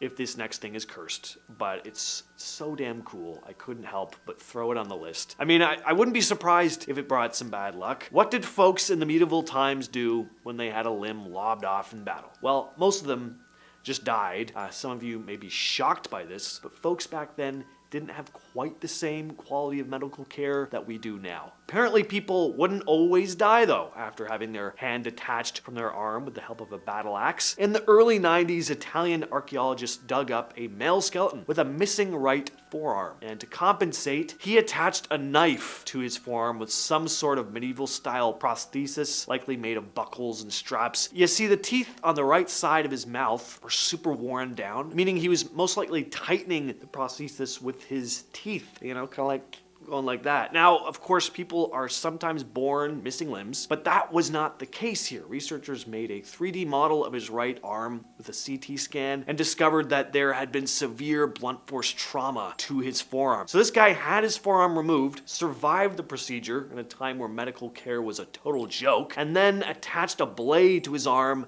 to keep fighting another day. Someone needs to make a movie about this guy. Next on the list, we have the cursed stela. This is an ancient artifact that comes in two parts. So back in 1879, one half was in Syria, but today it sits in the British Museum. The other half went on a different adventure, landing at the Bonhams auction house in London. Now, the British Museum had a shot at reuniting these two long-lost halves in 2014, but they decided against it. And why was that? Well, there were two reasons. For one, it was a bit of a mystery as to how the lower half, up for grabs at the auction, left Syria. All we know is that it supposedly passed from father to son in the 60s. Cue the suspicious side-eye and conspiracy theories about it being swiped from its home country. And secondly, there's the curse. The inscription on the artifact, when translated to English, is a warning that reads, "Whoever discards this image from the presence of Salmanu puts it into another place, whether he throws it into water or covers it with earth or brings and places it into a taboo house where it is inaccessible. May the god Salmanu, the great lord, overthrow his sovereignty. May his name and his seed disappear into the land. May he live in a contingent together with the slave woman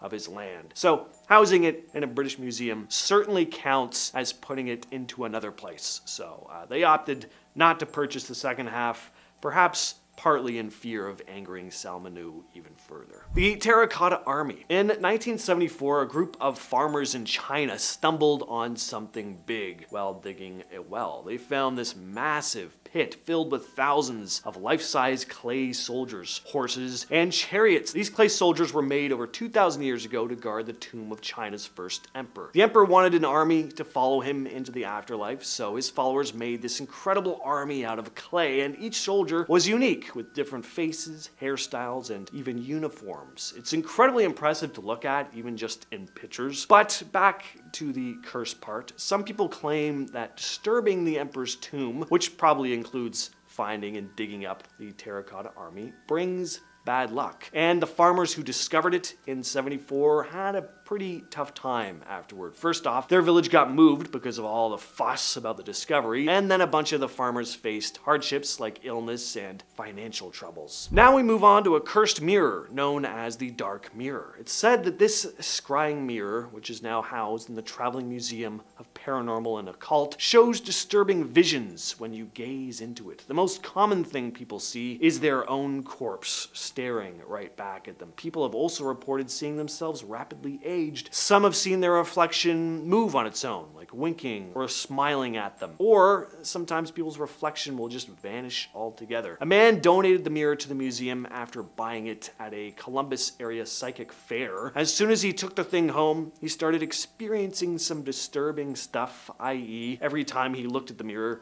things just looked off, almost like the mirror was conjuring up his deepest, darkest fears and taunting him with them. Suffice to say, he didn't want the thing in his house anymore. Finally, though, we have the Hope Diamond. So this blue gem is currently housed at the National Museum of Natural History in DC, but its journey has been pretty dramatic, to say the least. Legend has it that this diamond was taken from an Indian idol. After that, anyone who had their hands on the thing was in for a wild ride of misfortune and tragedy. Like King Louis XIV and Marie Antoinette, two big names in history who each had their fair share of drama and both possessed the Hope Diamond at one point in their lives. In 1839, a guy named Henry Thomas Hope dropped a large sum of money on the diamond, slapped his name on it, and then died. Then his family family sold the gem to settle some gambling debts. After that comes jeweler Wilhelm Falls. He snags the diamond, and then his very own son takes him out. In the early 1900s, Evelyn Walsh McLean took the stage. Her kids kicked the bucket prematurely, then her husband left her, and he ended up taking his life not long afterward. It's absolutely wild. So imagine moving into the home you grew up in and finding bones buried under it.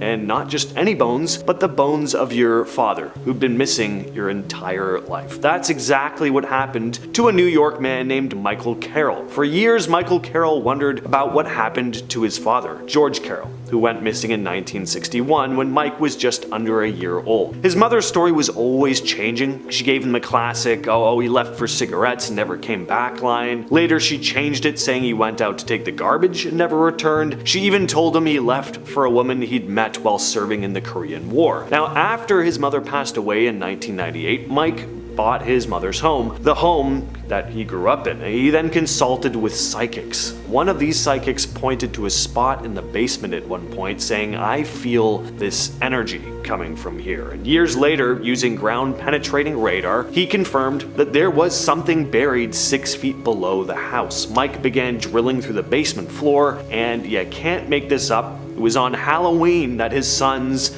made the grim discovery: human bones. Authorities soon identified the remains as Michael's father's, who died from blunt force trauma. Now, Mike had mixed emotions, saying, we found him, and now it opens another bag of worms as far as 1,000 questions.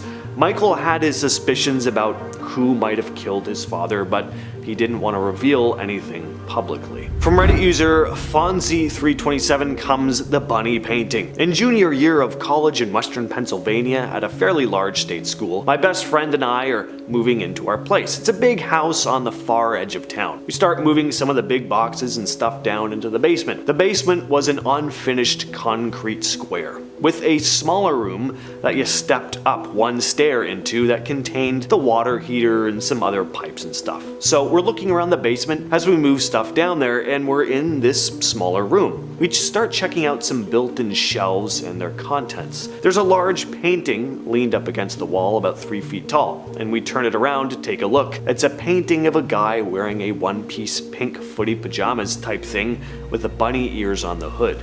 He's got a blade in his hand pointed towards his stomach as if he's about to stab himself, with a big smile on his face. Now, this is creepy enough as it is, but here's the real kicker. We slowly realize he's being painted from inside the smaller room, looking out into the rest of the basement. The woodwork framing on the doorway he's leaning on and some other details are exactly what I'm looking at in real life. Oh, hell to the nah. We quickly moved the stuff down there and put a large piece of furniture in front of the basement door. We didn't go down there even one more time until we moved out at the end of the year. Alright, I talked about one set of bones at the top of the video. How about a house with 1,200 skeletons or so buried under the basement? A place like that's gotta be haunted, right? Beneath a home in Craven Street in London, over 1,200 skeletal remains were found, both human and animal. These bones date back between 1757 and about 1775, right when the famous American founding father Benjamin Franklin lived in the area. The home had been used by William Hewson, a pioneer in anatomy. During that time, it was illegal to dissect corpses, so Franklin offered his basement, turning it into a hidden anatomy school. This allowed Hewson and his students to study anatomy in secret. Pretty cool little piece of history there, but would you stay in this house if you found out there'd been thousands of bodies dissected in your basement? A now deleted Reddit user posted a story about their disturbing visit to a hoarder's basement while working for a junk hauling company. And yeah, they had a lot of junk to haul here, and not the typical kind. I got called out on a job to clean out a hoarder's house. The basement looked like it was an insane asylum that a serial killer moved into. Animal skins hanging from the ceiling, old-style sewing machines, newspapers covering up windows, and clippings of certain people, glass jars filled with something, stacks of wet mattresses, old-style bed frames, a few rats, mold. Yeah, I assumed there'd be mold when I was reading that list. Where do you even start with a place like that? I mean, animal skins hanging from the ceiling. Is there really saving that basement, or you just burn the whole place to the ground? Okay, prepare to see what's gonna haunt all your dreams tonight, and probably for like weeks after this. Take a look. This image appeared on Reddit with the caption heading, "Creepy doll someone found in their basement." And yes, I thought the exact same thing you're probably thinking right now. This does not look like a doll. I went through the comments and it seems like the image was originally shared on a Facebook group by a woman who simply said, "Doll I found in the basement." People started asking what the hell the thing was, if she actually found it in her basement or if she'd found the image somewhere on the internet. She deleted the post without having answered anyone's questions, and now we're just left with this ghastly image with all the lingering questions. Some people think she pulled the image off the dark web, and that's certainly possible.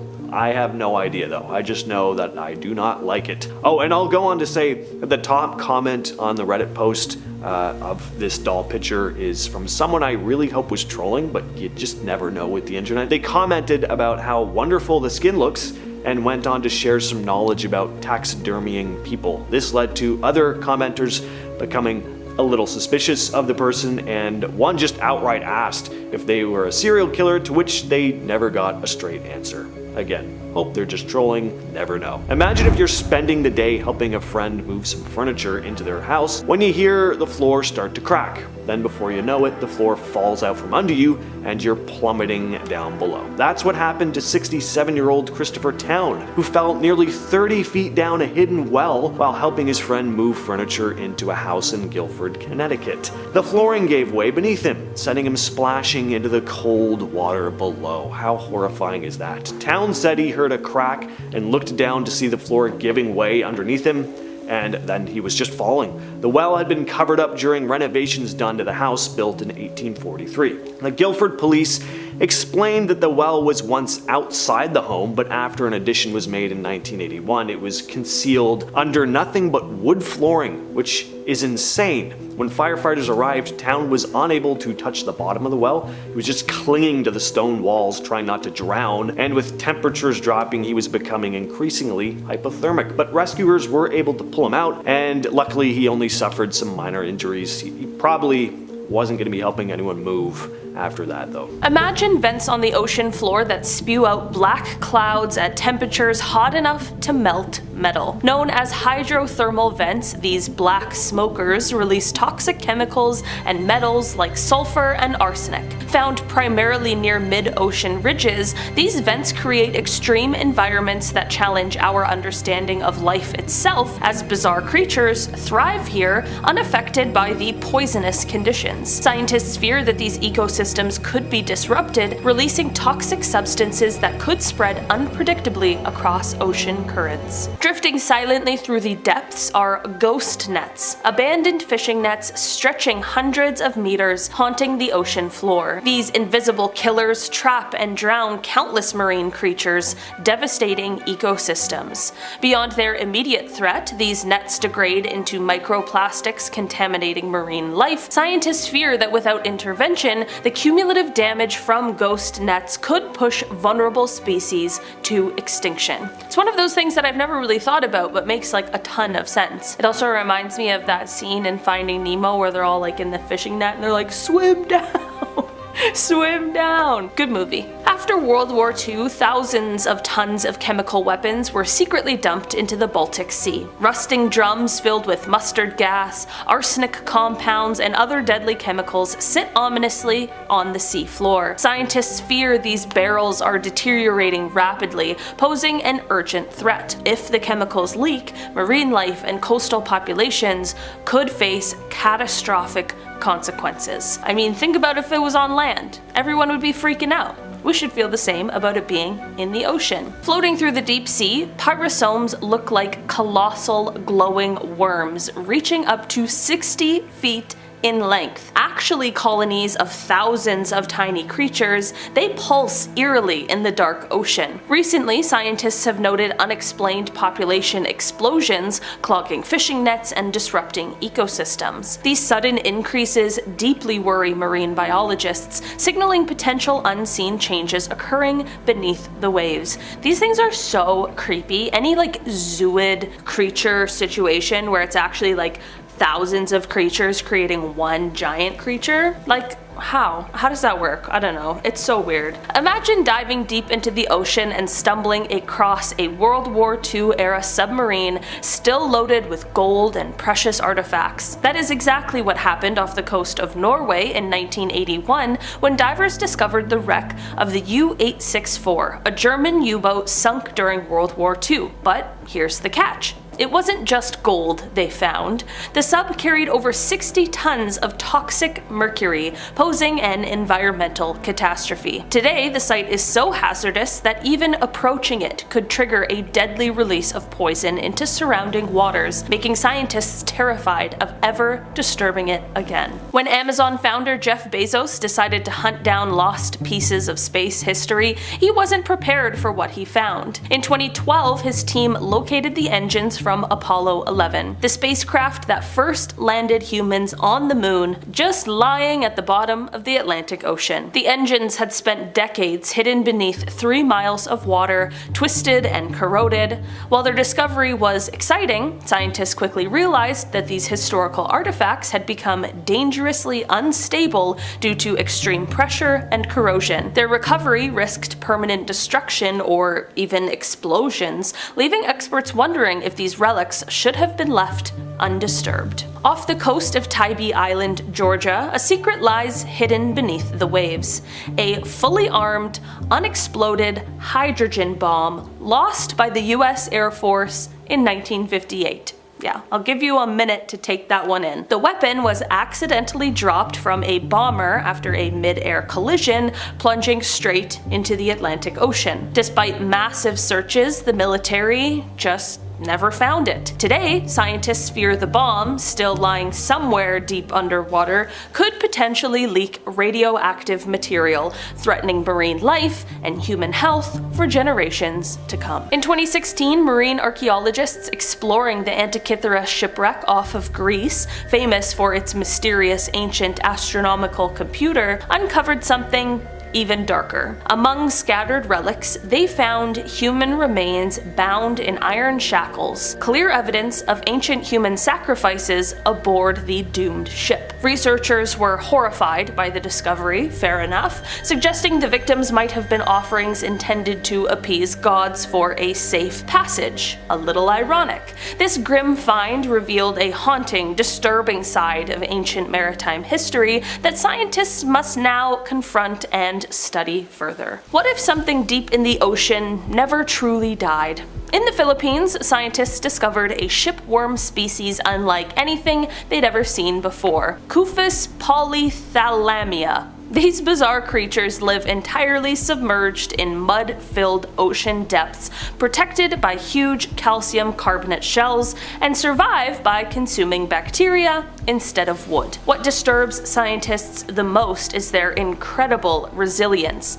They're known as the immortal worms due to their extremely slow aging process and their remarkable ability to regenerate damaged tissue, traits scientists both fear and admire for their eerie implications about longevity and survival. Would you want to live forever, but you had to be a worm? I don't know. I'm just asking the hard-hitting questions today, so let me know. Hidden deep below the ocean off the coast of Hawaii lies a lethal secret. Hundreds of chemical weapons canisters filled with nerve agents like sarin and mustard gas, dumped deliberately by the US military following World War II. These canisters now rest perilously close to popular beaches and fishing areas.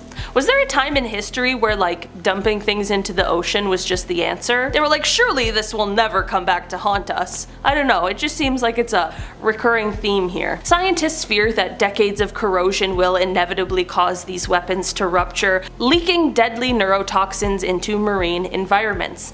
The potential consequences are so dire that many experts have labeled the site a ticking environmental time bomb, urging caution and immediate action.